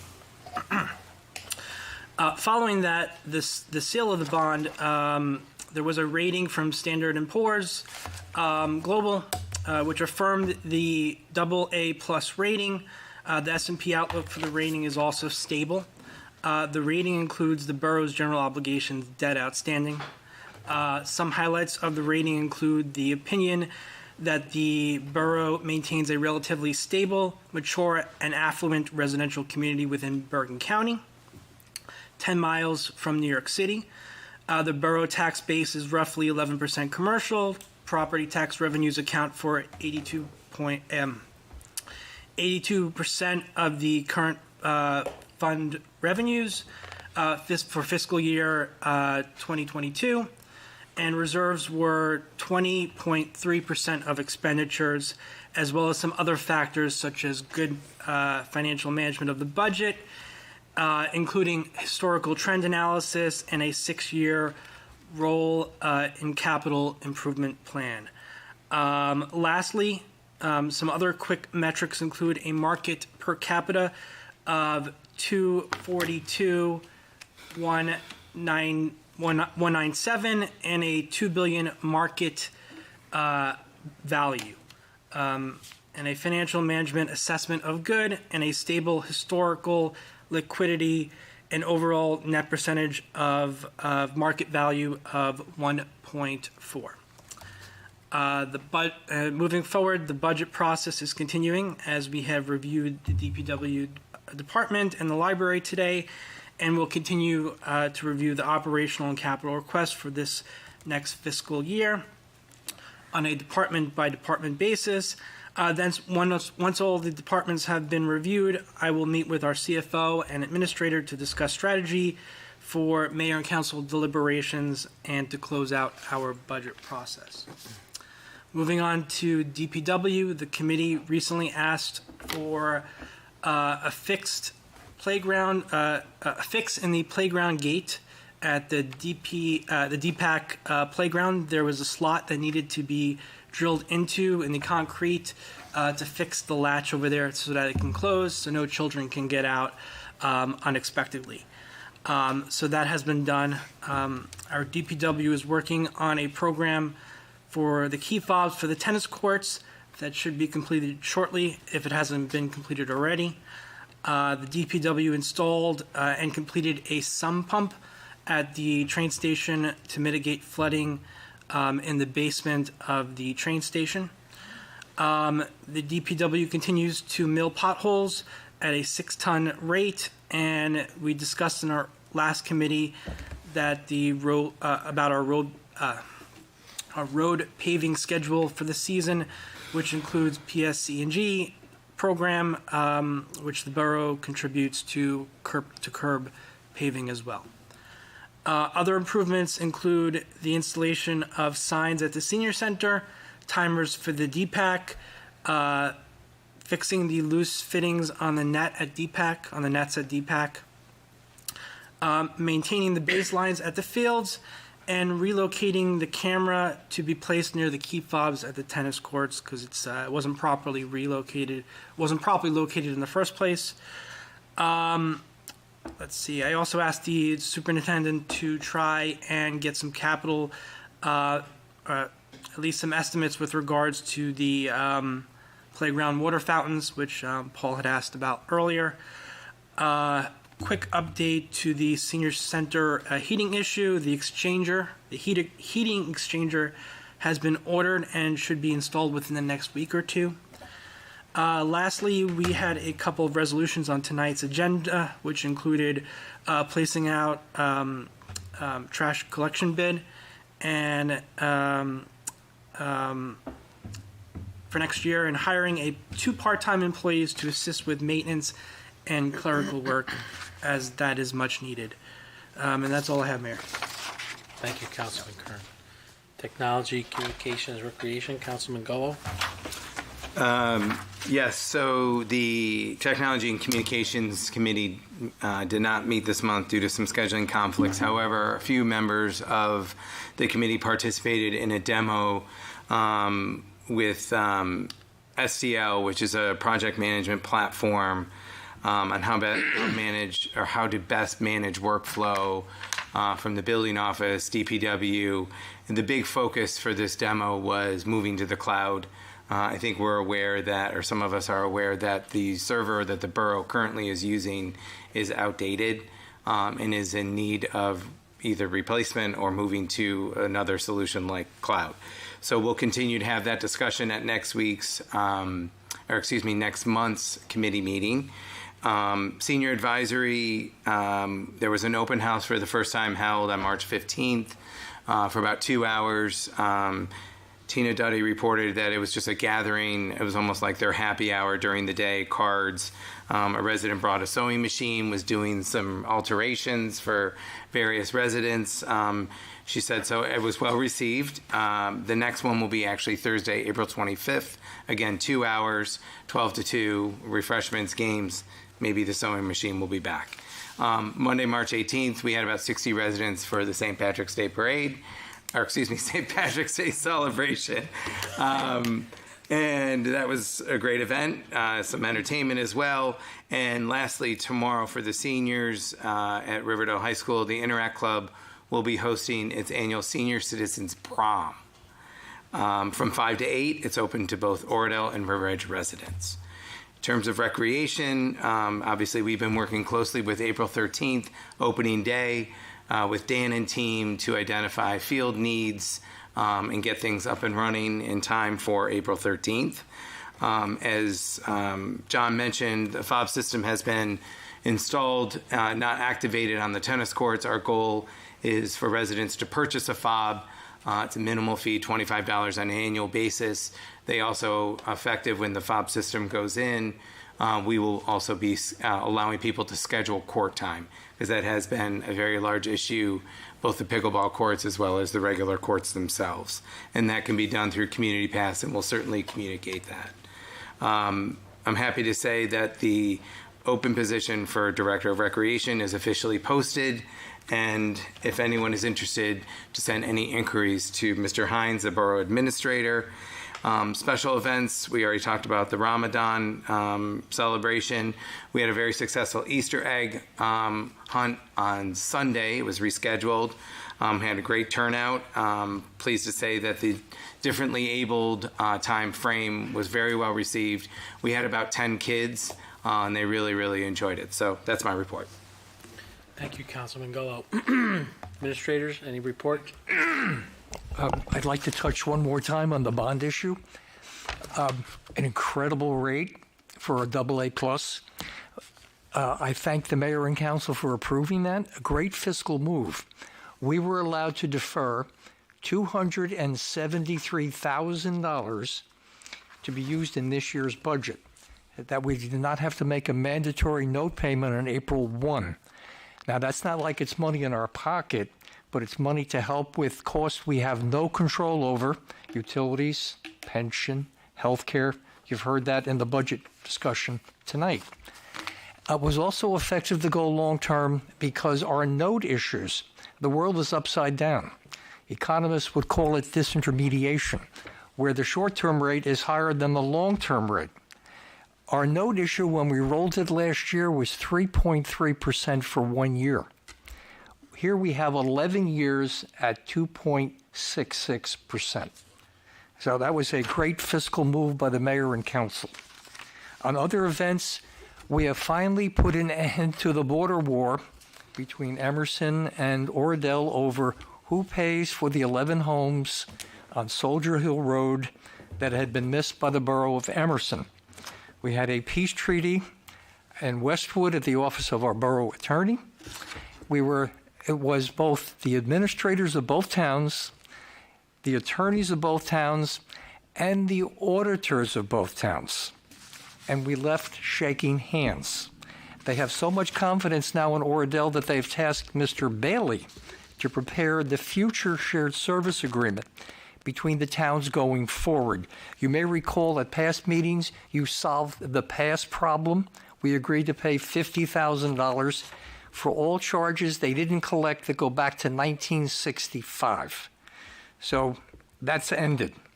So the next step will be a shared service between both towns, and Mr. Bailey will be preparing that. Last, timing is everything. At 12:16 p.m. today, thanks to the persistence of our borough engineer, the Sarlo Construction Company emailed me in the form of an email from Mr. Sarlo, the Chief Operating Officer. He said, we are going to get right on this. We must move a utility task force, and we will be with you with new updates in a few days. As those of you know who were here when the marginal road sewer line broke, you don't want that happen a second time. That was a disaster. So that is the last step. New Jersey Transit has approved the temporary access permit. The borough has signed all the appropriate paperwork. We have the permit fee in hand. We simply need Senzari to give New Jersey Transit their certificate of insurance and their hold harmless, and we can begin work. That's my report.